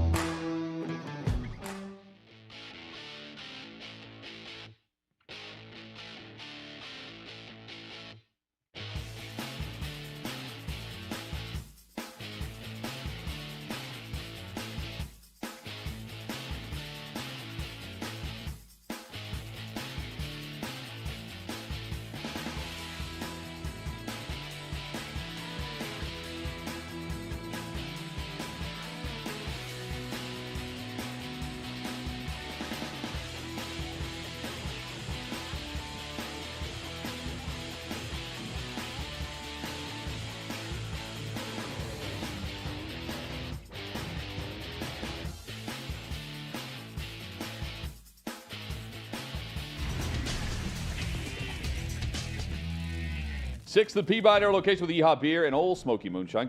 Glad you're with us here on the OutKick Network. Hot Mike with Hutton and Withrow. It's been a productive week. Yes. It's gone by fast. We've gotten, this has been a quick week. It's been a fun week. Lots to discuss. Next week, too, going into Thanksgiving. That's right. Plenty of football. Next week should be even quicker. Yeah. Considering we will have 3 shows next week. Got some picks for you going into the college football weekend and some moneymaker locks for the NFL. But first, it's time for the dumpster fire of the week. Guys, have you been following what's going on with F1 in Vegas this week and weekend? I have seen reports, yes. I saw a video which I think you're about to discuss, Hut. Yes. So one of the drivers at a Ferrari is, by the way, the map, the layout in Vegas looks phenomenal. And to think that a sporting event that has an economic impact 2 times that of a Super Bowl could be a flop in any way is crazy. But so far, it's a total disaster. Complete disaster. Yes. So you've got the downforce of the F1 car that is going by, and the downforce is forcing these manhole covers, at least one of them, to be ripped out of the ground. Not by just the cover itself, but the seal that's around it is being ripped out of the track. Normally, cities put down and they will weld shut these manhole covers. Vegas elected not to do this.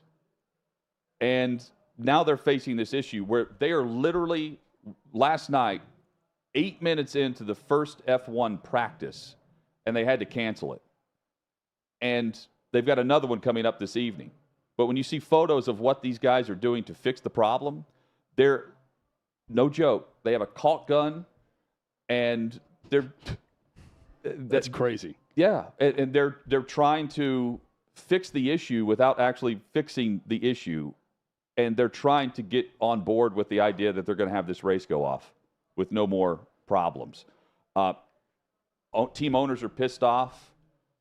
Drivers pissed, releasing statements, just ripping into the fact that nothing was ready to go here, but here we are. And something that's been hyped and publicized and a 10-year agreement where Vegas has already spent $500 million, they can afford it, $500 million on a permanent paddock for this race over the next decade. First practice, 8 minutes in, ripping up the track. Disaster so far. That's the dumpster fire. That is a bad one. Got to get that figured out. Caught gun in a putty knife, by the way. Probably not going to get the job done. I don't know if MacGyver's the best solution for this. Yeah. No. Maybe MacGruber would be a better solution than MacGyver. I think he might have the answers. My dumpster fire this week is the entire sideline reporting community. That is, this Charissa Thompson quote has sparked this big feud. We had Michele Tafoya on, who's one of the best to ever do it, and she gave us some great perspective. You can go back and watch that interview, listen to her talk about her perspective on all of this. But to me, what this whole thing did was kind of just set the whole thing ablaze a little bit. Charissa Thompson says something I still think was a bit overblown because people are taking that she's making up injuries or doing crazy things with what she's saying. What she's saying is probably paraphrasing what she maybe heard a coach say in a press conference earlier in the week, and then just saying that. Now, or any coach would say. And I'm not defending it. If she's flat out lying, which today she clarified and said she hasn't, but if she flat out lies, said I just spoke to the coach and he said this, and then makes up something, that's not right. And I agree with all the sideline reporters doing this. But I've never questioned the sideline reporters' work that are chiming in on this. And I think it's a dumpster fire for this reason. There are probably people out there dumb enough to think that because Charissa Thompson said that on a Barstool podcast, that every report they hear now is made up, or some of them are from reporters. But Michele Tafoya and Andrea Kramer and Tracy Wolfson and Molly McGrath and a lot of the sideline reporters that are really good at what they do have chimed in and really gone after this and kind of trying to take back some respect that, quite frankly, I don't think they ever lost with the sports community. I don't know people who don't respect those sideline reporters and the good job they do. Sideline reporting, it's not some sanctified area of reporting, but it's just like everything else in reporting or jobs. And you have good ones and bad ones. I don't think everyone who does it is great at what they do. I think Michele Tafoya and Andrea Kramer and some that chimed in are great, and we should all know that. And whatever Charissa Thompson says should not take away from anything that anyone else does, even though I still think the story is a little bit overblown. So my dumpster fire is the entire sideline reporter community being lit ablaze this week with this quote from Charissa Thompson. Gentlemen, for my dumpster fire of the week, I wouldn't say this is something we've just had happen over the course of the week. This is something that apparently has been brewing for close to 30 years now. And it's not that serious, but the tie-in I want to make is one that I think everyone can relate to. It's funny. It's a good movie reference. But the Philadelphia Eagles, yesterday, they ended up releasing two players. Miles Jack, you might remember Miles. He played at UCLA, was a linebacker. I believe he was initially drafted by the Jacksonville Jaguars. The other guy, Bernard Williams. Bernard Williams was a first-round pick out of the University of Georgia. You might be wondering, like, I don't remember the Eagles drafting a guy out of Georgia. Well, that's because it happened in the 90s. And this guy has not played a game in the NFL since 1994, and yet the Eagles released him yesterday. Now, you're probably thinking there's some clerical error that's happening here. What had happened was Williams ended up getting put on the commissioner's suspended list, or a commissioner's exempt list, because he had possession of marijuana. We go back to 1994, so he ends up, I believe he was like on the all-rookie team that season, but for whatever reason, he gets hit again with another marijuana charge on one of his drug tests, and so he never requests to be readmitted back into the league. And so for many years, I believe this was around the same time that the Eagles' current owner, Jeff Lowry? Jeffrey Lurie. Jeffrey Lurie. Yeah. Okay, I was a little off on that one. Close enough. Around the time he bought the team. Petitri. Yeah, well. And so now he's finally been removed from this list. But you can go from 1994 to, we're sitting here in 2023. And I was born in 1994. That's like how long ago this was. So I don't know how you let this go for as long as it did. Now, it wasn't like they were paying him behind the scenes. It wasn't like a Milton from Office Space situation. But the way I was going to tie this back in, Milton actually did commit arson, and that's where the fire came about. There's no actual fire here. No actual arson on this one.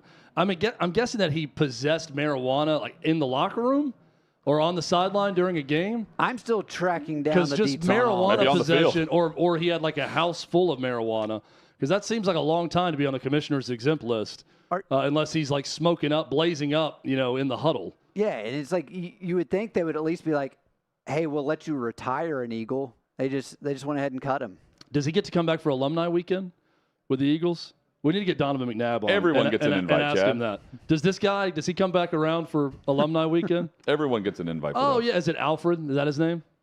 Alfred Williams, Davey? Bernard. Yeah. Like, oh, yeah, Bernard.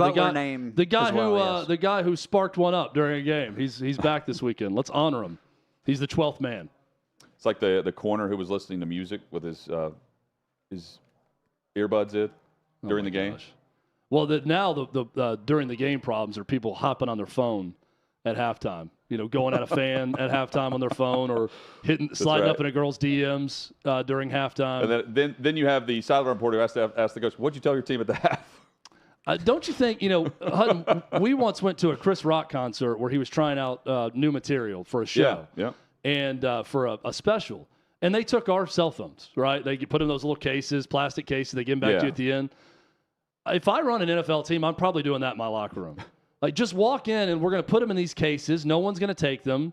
We're going to have control of them. Just for the 12-minute half issue. You're going to be the only one to get back in there. No one's going to get in your phone and do anything.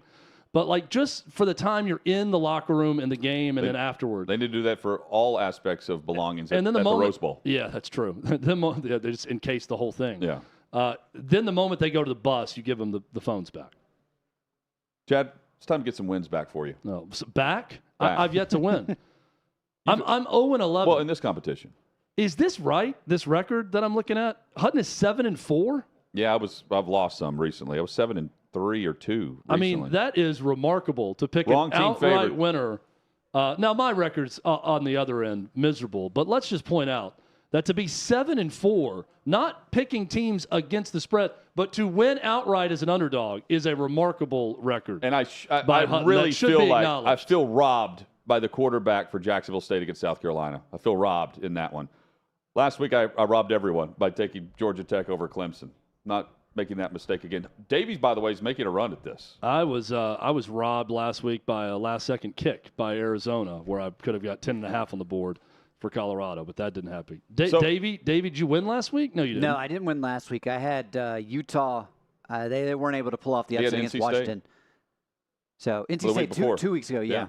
And then I had West Virginia over UCF the week before that. So, yeah, I did have a 2-week run there where I was able to kind of make a little bit of ground. So, wrong team favorite for me this week. I'm going with a team that plays well at home, especially in big moments and crucial opportunities for their opponent. And I'm taking Kansas at home over K-State this week. It's up to 9.5, by the way. Well, it's down half a point based on this, so it's dropped. It was 8.5 earlier this week, 9.5 currently as we talk right now on this Friday. So Will Howard for Kansas State, he has thrown some picks in some crucial moments for that team. Kansas can run the football. Can they do it against K-State? No running back has gone over 120 yards rushing against Kansas State this season. I'm betting with the home atmosphere, the rivalry, and what I've seen Kansas do, juiced up over the fact that Oklahoma was in town. Underdog at home to K-State, who's not the same K-State that we're used to seeing even last year. I'm taking the Jayhawks, even with potentially their third-string quarterback playing, because I think they can run, and I'm betting on the fact that they get the ball back often in this game at home with the atmosphere being what it is. Give me 10. All right, it's my turn. Not a lot of thought went into this. I'm going to be completely honest. I need a big game. I need a big win. I can't piecemeal this with 7 wins to get up to 33 points because we have 2 weeks left in the regular season. It's go big or go home time, baby. And I have been to this stadium. Hutton has as well. And you don't just walk into Provo and walk out winners easily. No. And BYU is a 24.5-point home underdog against Oklahoma this week. So the 25-year-olds win? Give me the elder statesman, Hutton. That's right.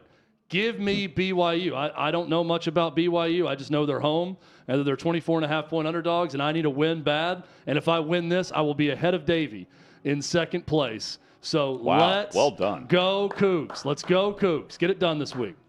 Chad, you're operating under the assumption that I am losing this week. I am. So, guys, I'm going with UCLA over USC, and I got that game locked in at 6.5. The reasoning behind Win one for the chipper. It's pretty much, yeah, it's going out. Like, do these guys actually like their head coach? I think we'll find the answer. The other reason, too, is just everything's going against USC. Their defense, they don't know how to play. You look at Caleb Williams, he's lost out on everything that he was looking to accomplish this year. Now, this is one of those games where I don't anticipate the crowd being that big of a factor. USC, UCLA, I could be wrong. It could be the only game people show up to watch in Los Angeles in the college ranks. But right now, I just think you look at the last two matchups for these teams. Last year, USC barely pulled off the victory. UCLA destroyed them 2 years ago.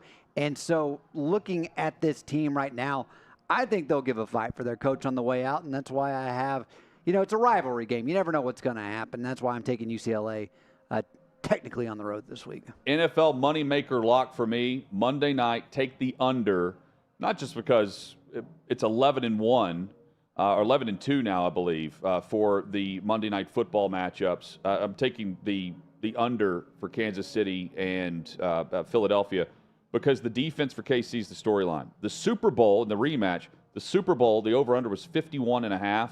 This one's at 45.5. Take the under and win with me on Monday night. I am going to go. You got Detroit, and I love that one. I'm going Detroit to go big over Chicago this week. In Goff, we Give trust. me the Lions. That's right. And I'm taking the Vikings on the road against the Broncos for the under 43. Unders, it's been where it's at. I talked about it earlier. I don't need to rehash it. 25-7 night games. Take the under. Win with the unders. Chad, would you take the over in Georgia, Tennessee? No. Have a great football weekend. Back on Monday. Take the under.